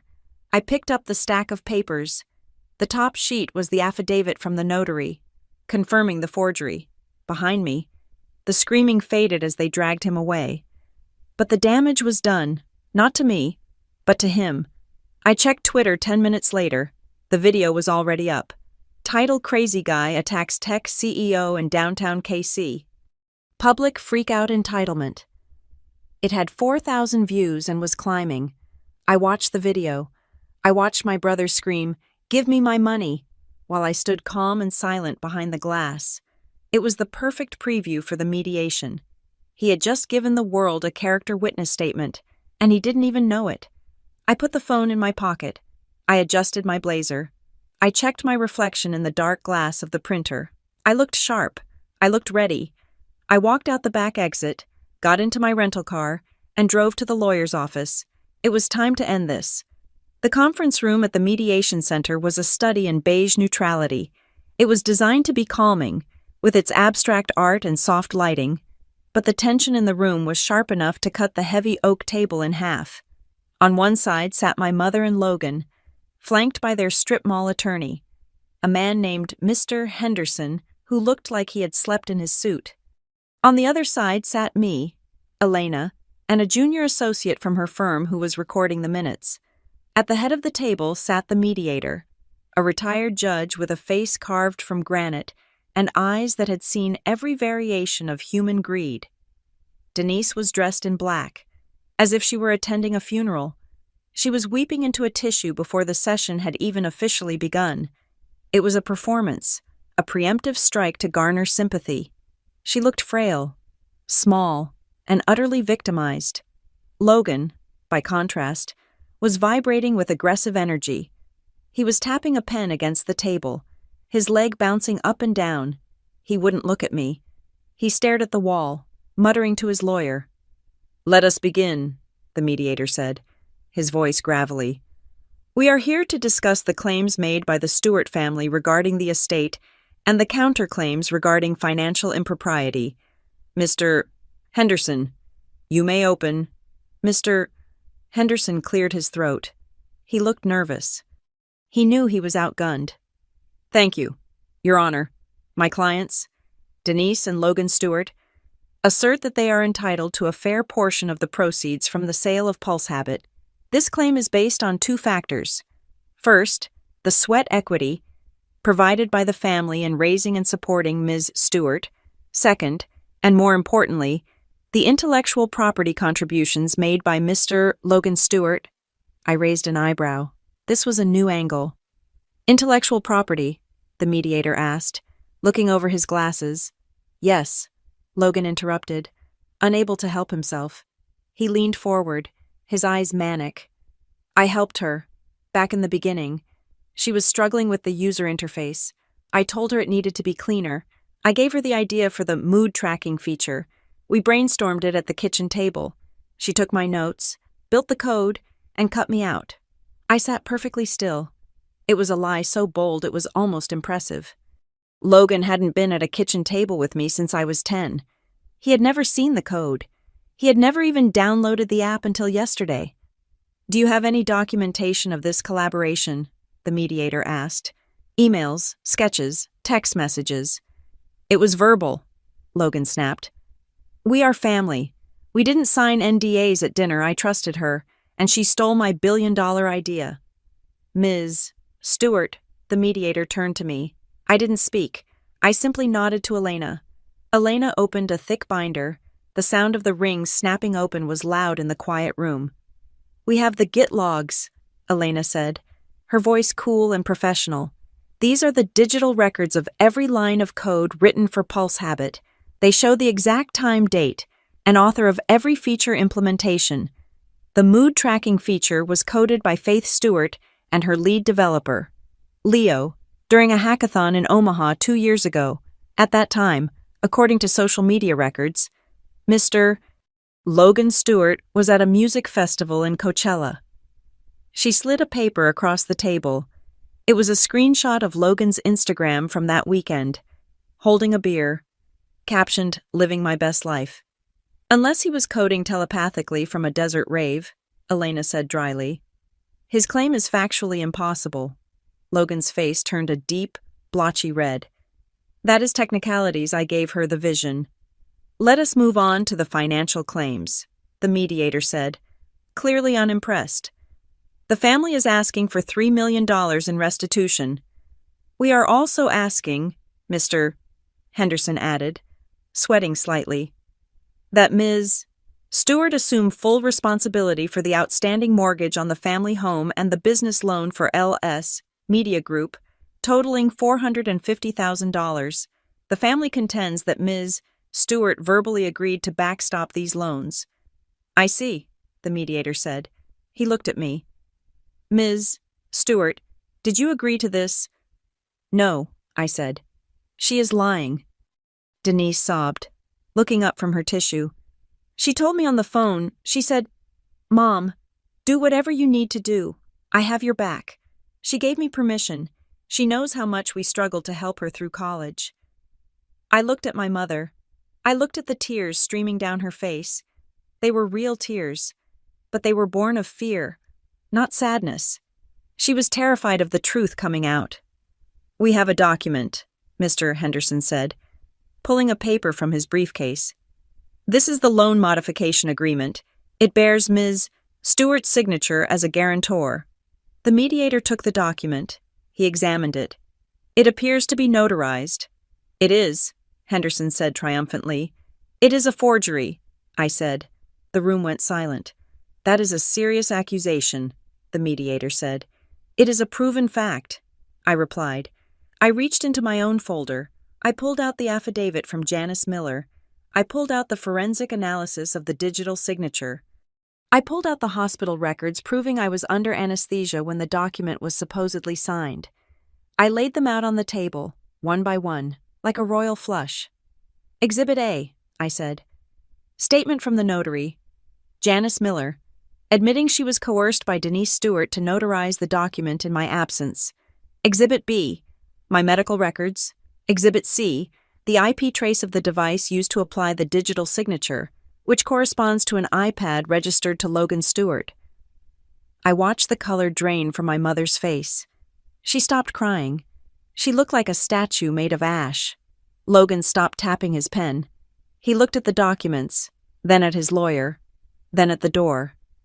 "This constitutes bank fraud, wire fraud, and identity theft," Elena stated. "These are federal crimes. The penalty is up to 30 years in prison." "Mom didn't mean to," Logan blurted out, throwing her under the bus instantly. "She just thought Faith wouldn't mind. Faith always said she wanted to help." "I never said that," I corrected him. "You tricked us," Logan yelled. "You set us up." "I didn't set you up," I said. "I just caught you." The mediator looked at the documents, then at Henderson. "Counselor, your clients are in significant jeopardy here. If these documents are turned over to the district attorney, this mediation is over, and criminal proceedings will begin." Henderson looked like he wanted to vanish. "Perhaps we can come to an arrangement." "There is one more thing," I said. I wasn't done. I had played the defense. Now it was time for the offense. "The loan you defaulted on," I said, looking directly at Logan. "The business loan for LS Media Group. The bank initiated foreclosure proceedings on the house last month." "Correct." Logan swallowed hard. "Yeah. So what? They are going to take the house. That is why we need the money. You witch." "They aren't going to take the house," I said. "What?" Denise whispered. "Did you pay it?" Hope flared in her eyes. It was pathetic, even now. After I had exposed her crime, she was hoping I had saved her. "Not exactly," I said. I signaled to Elena. She slid the final document across the table. It was a deed of trust transfer. "I didn't pay the loan for you," I said. I bought it. I leaned forward. I am the sole owner of Hollow Creek LLC. That is the entity that purchased your distressed debt from the bank 3 days ago. I own the mortgage on the house. I own the note on Logan's business loan. I am not your sister right now. Logan, I am not your daughter. Mom, I am your creditor. The silence that followed was absolute. It was the silence of a vacuum where no air existed. My mother looked at the document. She looked at the name Hollow Creek LLC. She looked at me. And she realized the absolute power shift that had just occurred. I held the roof over their heads. I held their freedom from prosecution. I held their entire existence in my hands. You own the house, she whispered. I do, I said. Which brings us to the resolution. I placed 2 sheets of paper on the table. Option A, I said. You sign this document. It is a full confession of the forgery. Signed by both of you. It is a release of all claims against me and my company. In exchange, I will refrain from filing the criminal charges. I will allow you to continue living in the house, provided you pay rent, market rate, $1,800 a month, Logan. You will get a job, a real job, and you will pay me back the business loan in monthly installments. If you miss a payment, I evict you. If you slander me again, I file the criminal charges. I pointed to the second paper. Option B, I said. You refuse? I walk out of here. I hand the forgery evidence to the FBI. I foreclose on the house immediately. You will be homeless and likely facing indictment before the end of the week. I sat back. Choose? Logan looked at the papers. He looked at me with pure, unadulterated hatred. But it was the hatred of the defeated. He knew he had no leverage. He knew I had outplayed him. You can't do this, he hissed. I am your brother. That is the only reason you aren't in handcuffs right now, I said. Why are you doing this? He shouted, slamming his fist on the table. Why do you hate us? You have everything, you have millions. Why couldn't you just let us use your name? You wouldn't even have noticed the debt. You can handle it. You have always been able to handle it. There it was, the confession. Because I can handle it, I repeated slowly. That was your justification, because I was strong enough to survive your neglect. You thought you were entitled to add to the weight. We needed it, Logan screamed. I needed it. I am special. Faith, I am not like you. I can't work at a coffee shop. I can't be a drone. I needed the chance. You had 1,000 chances, I said, and you wasted every single one. I looked at my mother. She wasn't looking at Logan. She was looking at me. She was seeing me, truly seeing me, for the first time. She saw the cashmere coat.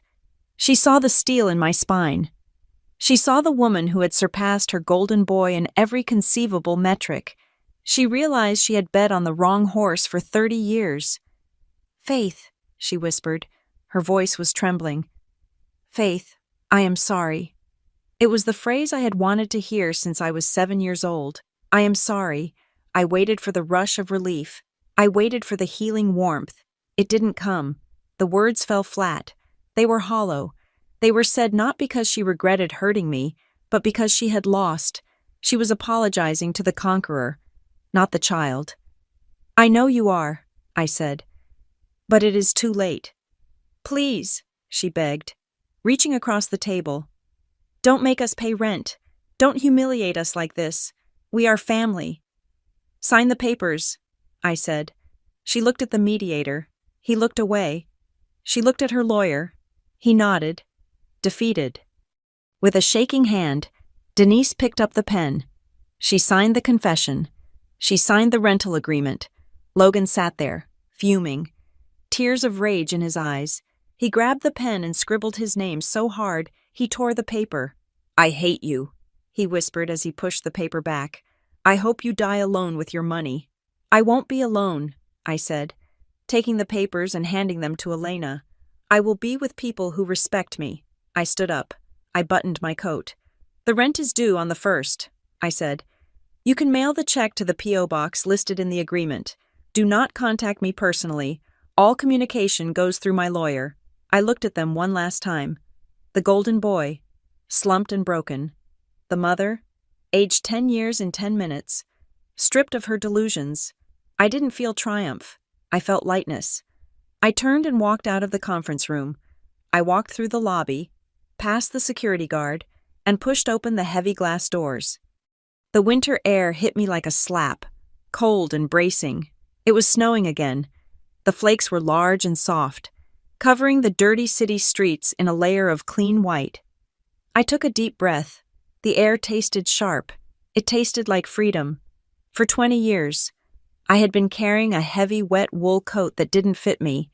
I had been carrying their expectations, their failures, their indifference. I had walked with my head down, hoping they would notice how well I carried the burden. Today, I had taken it off. I had left it on the conference table. I was cold, but it was a good cold. It was the cold of being alive. I walked to my car, got in, and started the engine. I didn't drive toward the highway. I drove toward the airport. I had a flight to catch. I had a team in Omaha waiting for me. I had a life to build, a life that belonged entirely, unequivocally, to me. As I merged onto the freeway, leaving the skyline of Kansas City behind in the rearview mirror, I realized that the revenge wasn't the money. It wasn't the debt. It wasn't the legal victory. The revenge was that I was going to be happy, and they were going to have to watch it from a distance, in a house they no longer owned. If you are the child who will be fine, the one they never worry about because you are too strong to break, ask yourself this: when will you stop waiting for them to see you and start seeing yourself? Thank you so much for listening to my story. I would love to know where you are tuning in from today. Are you listening on your commute, at the gym, or maybe while working on your own empire? Let me know in the comments below, and please subscribe to Maya Revenge Stories. Like this video, and hit that hype button so we can share more stories of justice and resilience with the world.